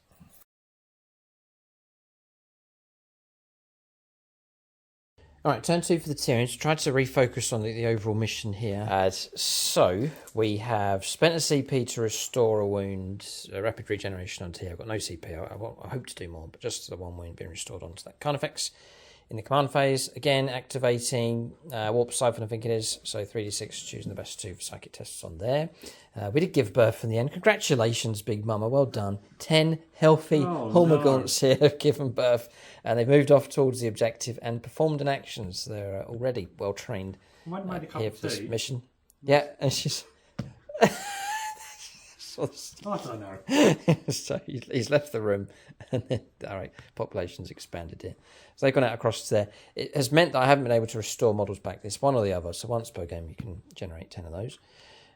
Then these fell back out of close combat. To get out of close combat and away from those, I'm going to try and go after them with the Screamer Killer, which has been given +1 to the hit rolls from the Warlord that was across here with direct guidance. This squad's given +1 to hit rolls. Terminators get that. That came from Big Mama. She granted it to them. They've shifted around in this direction. Trying effects just shifting up a little bit. More long-range firepower here, perhaps to try and take out that Limb Rust there at the back. across here, shifting forward a little bit with the artillery support, moving across here with the new Airfrope as well, just within range to help out potentially with the Swarmlord if needed for synaptic link range. Remaining in close combat with the Carnifexes, we'll take the hits from that squad. Lawrie will activate them first, no doubt, and get them to fight before we get to strike back. So locked in mortal combat across there. The other two Carnifexes don't tell the Ogryns, but they're sneaking behind, walking along behind those, pushing through. So that is movement done. Psychic phase next. All right, psychic phase complete. Smite across here failed. More psychic powers. The focus was across here. 9 mortal wounds caused in total. That was 2 smites from here and here, a psychic scream, and a neuro parasite being cast as well. So decimating that squad in the psychic phase. We haven't cleared them, so the Swarmlord will continue on in close combat. It makes his chopping job a lot easier when it comes to close combat. So that's psychic phase finished. Shooting phase next. Right, 20 gaunts up here. Exposed position. Looking for 3s because we've been giving them +1 to hit rolls. They're not bad with a +1. It's going to be strength 5.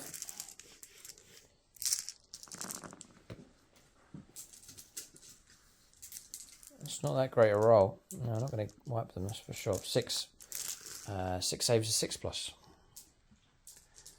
On top of the rocks. Blocked 1. Squad's been halved. 5 dead. Alright, next one's a big one. Stinger salvos across here, and then a rupture cannon into that rust to see if we can bring it down with the... oh, I see. Yeah, declared from here. Yeah, rupture cannon from here. Sorry, I was getting the two mixed up. Okay, so we'll do the last patron. It's Andrea Stur. And that'll be the patrons falling silent for this battle. No command rerolls, it's all down to pure dice rolling here. You're popping smoke, are you, or not? I don't know. Just making you aware. I don't think it's worth it. I don't think it's worth it. Okay. We'll do the Stinger salvos then from here. Looking for 3s. Looking for 3s. It's 3 saves at -1. 3 saves at 6+. Tyranid's going after this squad, trying to clear them. No. None blocked, 3 dead. Lawrie will keep this one alive as priority, just to cling on to that objective. There's 2 models left in that squad, Sergeant and one of the squad members. So, a rupture cannon. Here we go, the moment of truth. 2 6s. 3s to end. Got the 2 wounds. 2 5-ups, I think it's -4. Oh, if it's -4, it's going to be... It's -3 or -4. I highly doubt it's -5. I think it's -4. The rupture cannons are a nasty bit of work. Yeah, it's -4. 2+, 3+, 4+, 5+, 6+. Yeah. No. No. It's the rust gun. Does it blow up? Does it blow up? Yeah. No. Okay. Target destroyed. It's Vagabond removed from plate. Thank you, Vagabond. Okay. Stinger salvos from her across there to try and clear the objective. That would certainly be advantageous. 3s. If she can hit. 3s to end. Why no? Just the 1 wound comes through. You keep the guardsman alive. 6 to keep the sergeant alive. It is a 6. Whole facing, just about. Fine.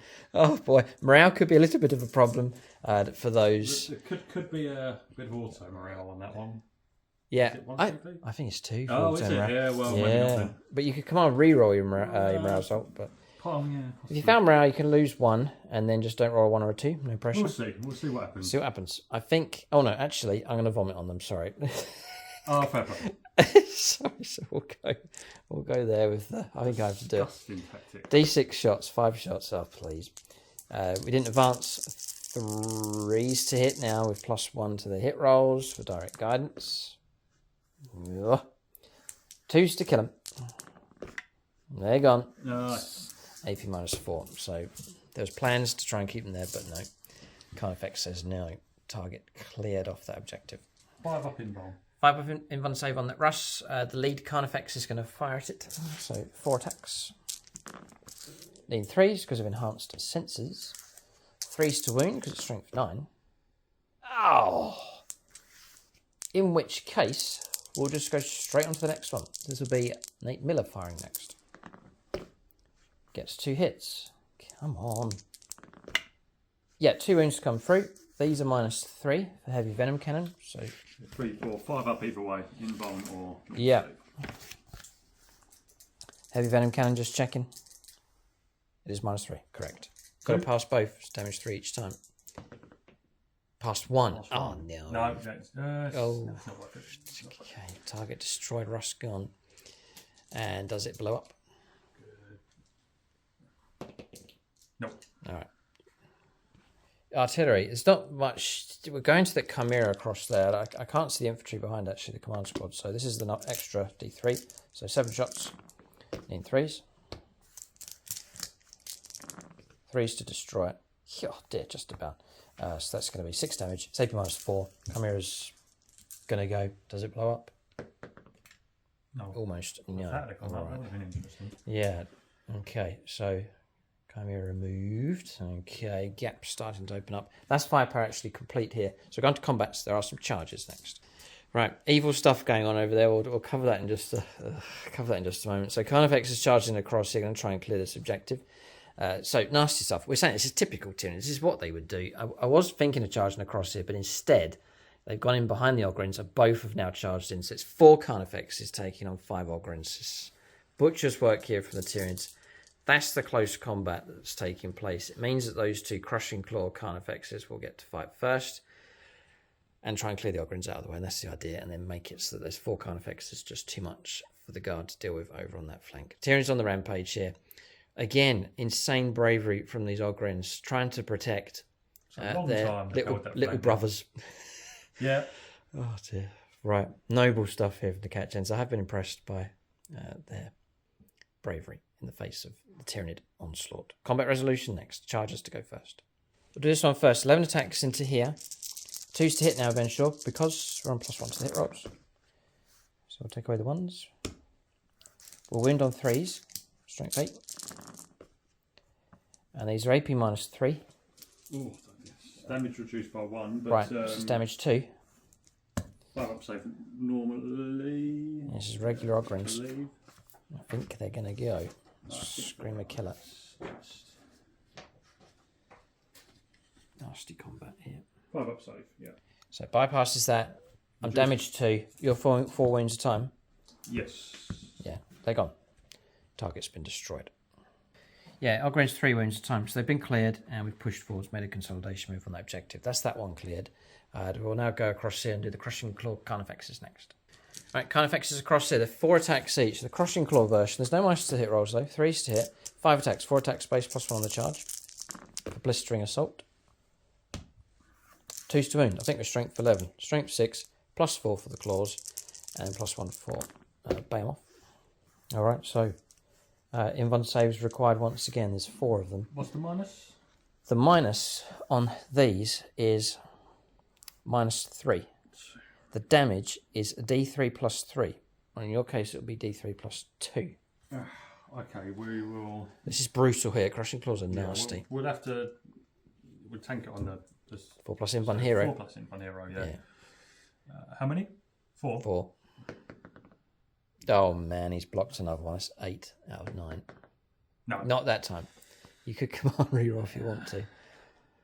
I think they're going to go, so I don't think it's right. So it's him slain, yeah. Because it will be D3. No. Yeah, because it's going to be 2 + D3 minimum. Everyone that goes through is going to kill you because it's D3 +3. Yeah. So even if you -1 off my minimum score, it's still going to be 3 okay. wounds. So he's gone. Yes. Okay, so we'll take him. So now you're down to slab shield men. Well, they've got a 2+ save. 2 up, 3 up, 4 up, 5 up. So 2 saves of 5+. And sadly, each one that fails will be a slain Ogren. So two saves of 5+? Yeah. No. 2 more dead. The and there's 1 left. Yeah. Right, 1 Ogren left. I'll try and eat him. 3s, 2s. Yep, 2 saves of 5+ to keep the last model alive. Otherwise, he's gone. Almost. Yep, so he's going to go all right. They have been wiped out here. Nasty stuff. It frees these up to make consolidation moves, and that's about it. But it means that they've not been struck here. Carnifexes saving Carnifexes. Yeah.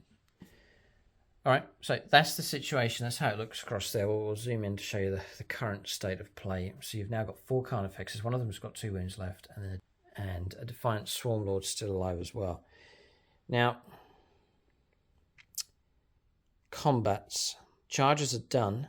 There's a priest with a maul. There is. To fight, and a lone sergeant with a blade and pistol against the Decapitator. So 3 attacks to the priest. Looking for 3s. 555. I think he got that last time. 5s to wound. It gets 2 wounds as well. Was it minus? It's -1. No. Double 6 in response. This Swarmlord's going nowhere. I don't even know. Sergeant, 3 attacks. Looking for 3s. Nice. 6s pop anything? Oh, they do. Pop extra hits. 5 hits then. Wow. 6s to wound. Oh, it's got 1. Passed on a 6 again. We'll swing back. We'll do... Has the priest got an invuln save? Yes. Right. In which case, I'll put 3 attacks into the sergeant and those attacks into the priest. Yeah. So, hit him. Sergeant's dead. 9 damage. I missed some rerolls, but I don't think it would matter. And then 2s. Followed by 2s on the priest. Yep. 4 saves of whatever you've got. 4 up. 4 up invulnerable saves.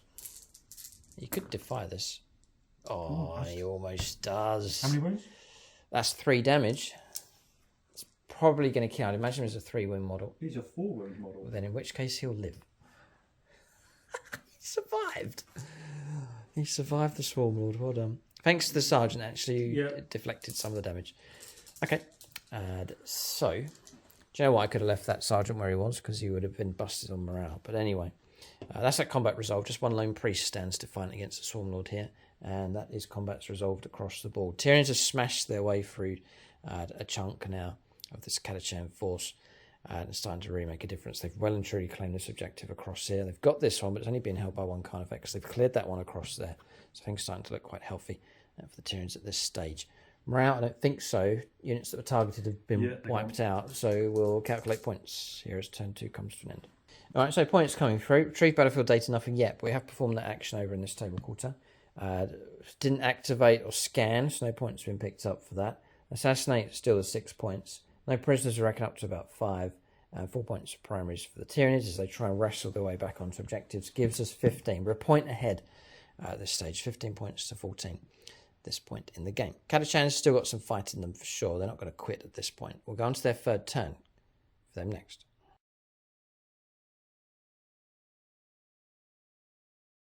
Okay, movement here on turn 3 for the Austria or the Catachan Jungle Fighters. So, going in aggressive because this fight for these objectives here. So, transport, Taroks lining up, and then the Sentinels moving through, and 1 or 2 of them now contesting that objective. And the ideal situation would be to blow that Carnifex off of that entirely. Heavy weapons still supporting here, performing the action once again. Lawrie trying to keep the points flowing in. Tremendous costs here, just sending units in to defy or deny objectives, grab objectives, just to keep the overall battle plan in mind, to keep those points flowing in. Across here, command squad's lined up, ready to go in to help join the priest. Psycho's ready. Then across here, how on earth did they make it around there? So they found a gap. There was a gap there at the time before they moved in. I gave them move. Yeah, they swung around. Swift of the win for 7, and the auto 6 got them. So they swung around. The objective's just under here. This is why Laurie's made the move, just to try and grab that objective. Holding on to this one. Snipers across here. They'll shoot and then potentially move. So Laurie's holding on to that one. And this one. So 4 points came in for primaries. We'll go on to Psychic Phase next. Right, Psychic Phase finished. Attempted smite was made. The Carnifex failed with that one. No, it did go ahead. We blocked it just about. Yep. And then the ability that was given to these was... Oh, let's move when they the order. Night Shroud? It didn't go off. No, you denied it. You denied it. Yes. No, I didn't. It went ahead. I went ahead. I did. No, yeah. I was +1. Yeah, my +1 because I beg your pardon. Yeah, no, my +1 that I got because it was very close. My +1 is for psychic tests, not deny the witch. So that power does go ahead. Nice shot. Onto those. Okay. Right. So now we're going to shooting phase. All right, so firepower complete here for the guard. We pressed ahead and got this done. So almost destroying this Carnifex, but it's still alive with 3 wounds. That's las cannon, firepower, auto cannon, plasma coming through, las cannons, auto cannon across there. I had a few of the las guns as well, stripping wounds away, but not enough to ultimately destroy it. Nothing on the Swarmlord. In close combat, Carnifex removed from play. That was firepower in the end that came from... It was the melter gun, wasn't it? No. It was the... Snipers. Snipers, yeah. Yeah, good shooting from them. Snipers across there, picked up some mortal wounds. Very useful for stripping away the last couple of wounds against one of the Carnifexes. So finally one of those beasts brought down, not to return. That's firepower complete here. Charges? Yes, your command stuff's going to go in. Going to try and bring down the Swarmlord. We're going to charges next. 4 attacks needed 4s. This is the platoon commander. He's actually equipped with a power fist. So, force. Re-roll the misses for the preacher. Ah. His thing went off. His yes, prep. Yeah. Oh, yeah, that was the chance. Okay. Strength. He'll be strength 6, I think, strength at best. 6. Yeah, 5's to wound. Re-rolling for the banner. Right. 2. 4+ invulnerable saves. Blocked 1. And then we'll blade parry that one. So nothing comes through. Vicious thing. Nasty. So we went ahead and resolved charges and combats here. So charges took place across here into the Swarmlord. The results being 2 damage would have come through from Power Fist, but we command re-rolled the fouled invuln save. So no damage, prevented all damage from coming through. Swung back, split our attacks across the 2 characters in the command squad. Command squad. Invuln saved and passed. That was with your... Is it Relic, is it? Yeah, it's the Death Mask of Elanius. Okay, so blocked that. Tanked it with the Ballroom. Commissar took 2 wounds. Refractor fielded one of them, took 3 damage and survived. But the Psyker, sadly, his head added to the collection here, lopped off by the blades there from the Swarmlord. That's combat's resolved. I don't think there's any morale, so we'll calculate points at this stage. All right, so points coming in. Tyranids have picked up another 3 for Assassinate, and then Strachan from earlier on was actually the Warlord, so another point there as well. So 19 points to them. 28 points, though, to the Catachans. 4 points picked up for primaries, 3 points for a successful scan. Scanned over there, holding this one, contesting, holding that thanks to the Chem Dogs, and holding the one over in the corner as well. So 3 points picked up for that one. 2 points of boots on the ground. Bring it down. Picked up as well with the death of the Carnifex. And Inflexible Command, not proved to be a very good one here. So not much coming through for that one. We've got trouble as well. Retrieve battlefield data's not going to work out too well for us either. Might start be able to pick up points on the next turn for that one. 28 points to 19. As Catachans are ahead. Tyranids have a turn in hand, though, to try and lurch out and cause trouble, which I think they could. There is a cluster of nasty stuff across here. But yet again, Swarmlord's tied up in close combat. The Brave Command Squad's gone in, and a Commissar to try and pin that thing in place. We'll go on to turn 3 now, the middle stage of the game for the Tyranids.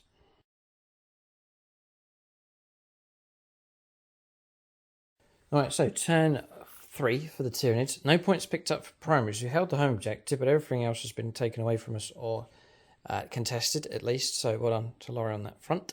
So no points picked up for that. We have started to scan across here. We are going to try and reclaim some objectives here, all being well. So retrieve battlefield data being started by these. So second table halter being scanned.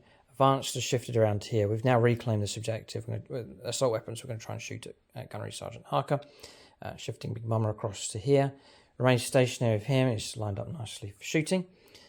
Carnifex doesn't really need to go anywhere. It's just going to try and defend that objective and potentially charge. And then these have moved across here and started their scan. Psychers move through. The Neurophrope. Exocrine's pushed up. Might need it in close combat. Remaining in close combat with the Swarmlord, and the Carnifexes have spread out across here. The 2 claws that direction. Sorry. The 2 claws there. The Screamer Killer has gone 11 inches and shifted around to the extreme left-hand side. Again, as the Tyranids try to clear objectives. We'll go on to their Psychic phase next. Alright, Psychic phase finished. Not too bad. Neuroparasite from the Neurophrope and a Super Smite took out 7 of the Chem Dogs. So fried here with Psychic ability. Then a Super Smite went off, plus a Psychic Scream. But the Brave bodyguard Ogren absorbed the damage with some feel no pain help coming through as well. They're tough enough with him in the squad, plus the feel no pain. With his feel no pain, he's a real brute to get through. Death mask with the 4-up invuln, and his 2+ save is a pain to get rid of. Yeah, that's very good. That's his job. That's Ed Pharaoh's squad holding up that. Yep, no, it's good work. 3 wounds taken, 3 wounds remain. It's actually a 6-wound model. That's shooting. Oh, sorry, that's psychic phase finished. We're going to shooting phase next. All right, so shooting phase for the Tyranids. 1 Catachan guardsman slain over there. That's firepower from this, actually. Not many targets for us to choose from. Firepower from here. That was 4 wounds stripped off of that sentinel. That came from firepower from this. He took out the Taroks across here.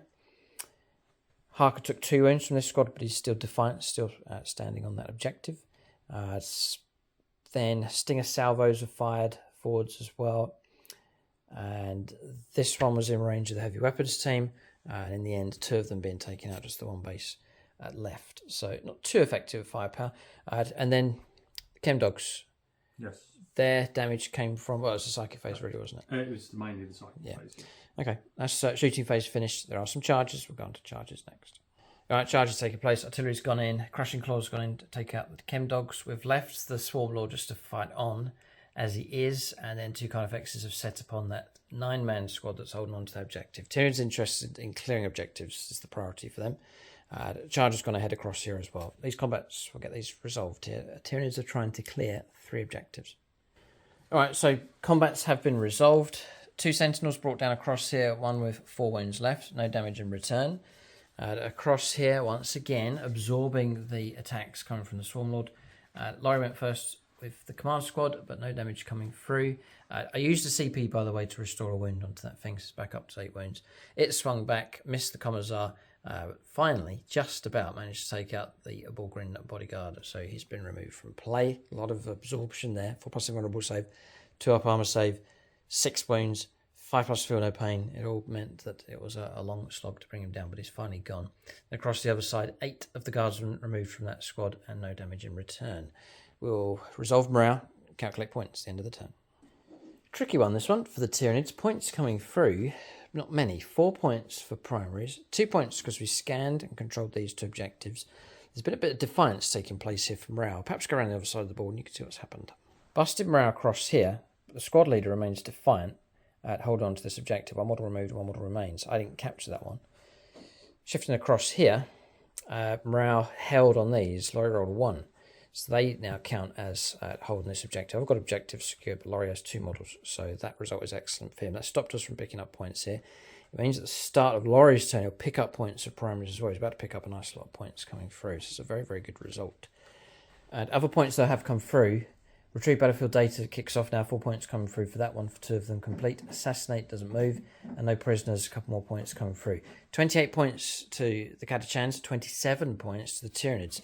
Despite the heavy casualties being taken, and really, Tyranid casualties are light officially. Been playing the points game. Because, yeah, that's the difference in damage, but Laurie's been playing the points game, and he's winning it here at this stage and set to pick up more points than the Tyranids.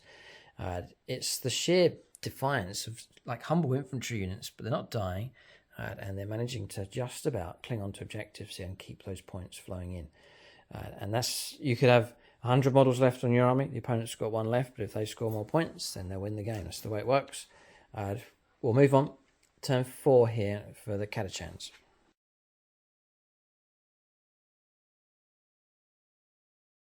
All right, so movement here. This squad's zipped around in this direction, moving across here. Move, being granted to them. Pass morale across there with the las cannons. He's available as well. A good shot from him, actually bring the Carnifex down. Harker remains where he is. Across here, you can see someone's made a comeback somehow. It's, what's the stratagem called? Battlefield Surgery. Battlefield Surgery. It can be done. He's been resurrected with 4 wounds remaining. We'll check the details, but the Ogren clambers back to his feet here. Well done. Backing out of close combat with the Chem Dogs, they'll still retain the objective, which is just under the base of the Carnifex there. And then backing out of combat with the squad leader. And the snipers moving in to further contest that objective. So we'll go on to shooting phase next. He's in engagement range. He's in engagement range, so it can't be done. So he raises his head to get back up, and the Swarm Lord just stamps on pushes him back down to the ground Maybe again. we'll see him again, maybe not, we'll see. Okay. All right, there's a surgery lined up here, but there's a waiting list whilst the Swarm Lord fights away. We'll press on, shooting phase here. All right, firepower here. Gunnery Sergeant and Harker. Imagine him trying to keep these at bay. He shot one of them with a heavy bolter. Lascan shot him, failed to get through against that Carnifex heavy flamer. Regular flamers got some hits, but all saved past. Plasma pistol, mortar, plasma gun fired. No effect on that Carnifex. That retains that objective. Then snipers fired, caused 2 mortal wounds and 2 failed saves, and that Carnifex across there. 4 wounds taken in total. Good work. Very good shooting from them in this game. 1 wound left on the 8mm Carnifex, and nothing from the pistols in combat. So that's it. We're going to combat resolution next. There's no fresh charges, so really, it's going to be the Swarm Lord fighting first. All right, so combat's continued, and I don't know how. still survived here. So we managed to take out the melter gun. Then, so some of saves were failed. Melter gun was destroyed. Then 3 feel no pains required on the Voxcaster, and all passed. So it's not just the Ogryn that's tough in that squad. They're all diehards across there. The Commissar swinging, Power Fist swinging, coming through, but no damage coming through against the Swarm Lords. It still remains defiant 8 wounds left. There was a failed save, but we used a blade parry to block it. So that's combat's resolved here across the board. Calculate points for Lawrie here on his 4th turn. Okay, so more points coming through here. This is healthy enough for the Catachans. 8 points picked up for primaries, 2 points for the scan coming through successfully on those 2 objectives across there. Boots on the ground, 1. 2? Is there 1, 2? Yeah, 2. No, we added it on. Sorry, yeah, 2 points. So a total of 7 now for that. So primaries and the second part of the mission has been strong here for the Catachans with this brave pushing through across these objectives. 40 points to 27. Lawrie has a 13-point lead. Tyranids are about to clear the board across here, we reckon, in the middle. So that's going to tip things over, we think, in a different direction. We'll see what happens. We'll go on to Tyranid turn 4 next. If they can clear across here, it'll give us a picture of the current strategic situation.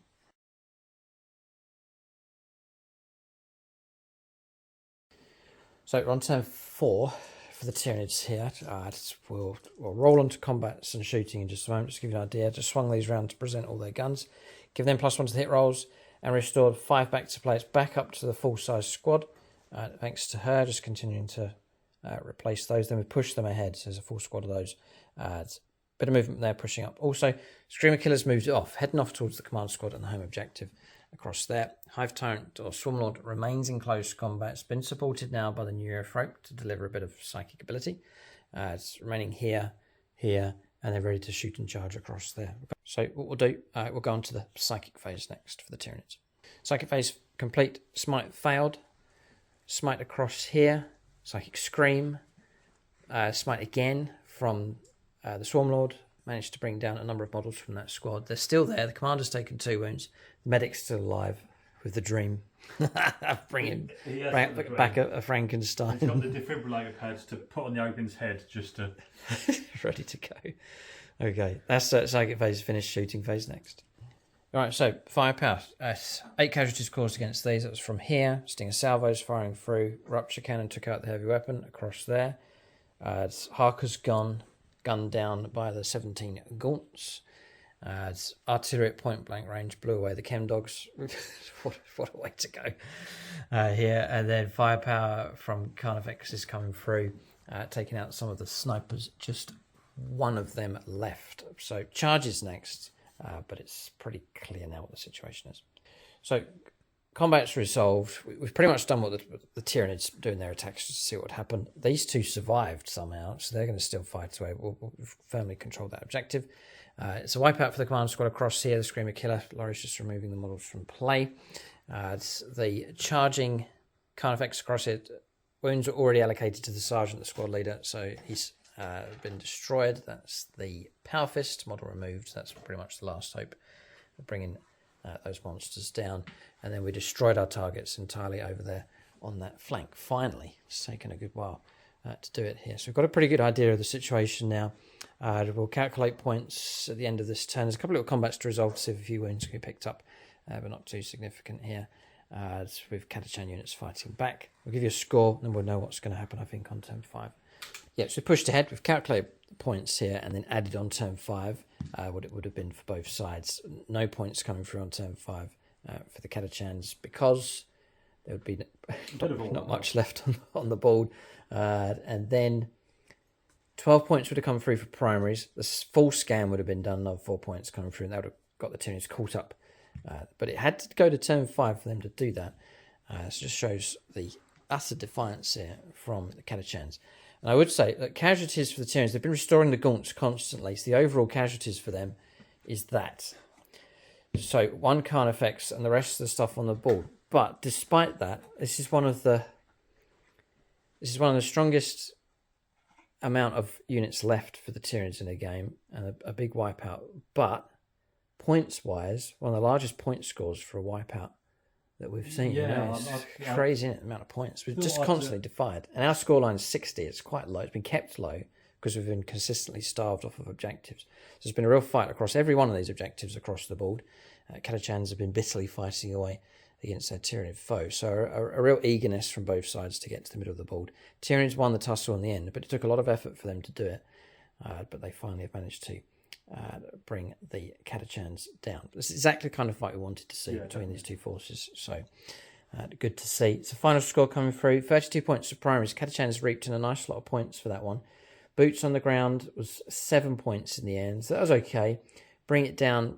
It could have gone so much better, but just the one Carnifex brought down, and then Inescapable Command. Inflexible. Yes. Didn't suit this play style. It's a good. It is good, but depends on your style. It didn't suit this game. 40 points in total. Tyranids then caught up with the extra primaries at the end, got 34 points in the end, but really it's a very similar score to the 32 by the Catachans. Retrieve battlefield data, not too good a choice. We were able to do these 2 halves, but didn't get into the other quarters of the table. Just the 4 points picked up for that. Assassinate was good. We munched our way through the characters. And then no prisoners, not too bad. For 9 points coming through in total for that. 60 points to 40. The scoreline is noble enough here. Tyranids are certainly eaten their way through, but it's taken a while. A lot of chewing involved here. It wasn't a fast food meal. No, they're chewy, It's very chewy. Yeah, it took a while to get through them. Good tussle. Thanks to Lawrie Turner. Great to see him back on the channel again after so long. And great to see Catachans, a pure army of Catachans with some Ken dogs thrown in, back on the channel. So good to see them. Great game. We'll talk about units of the game. I'll call out silver level Patreons.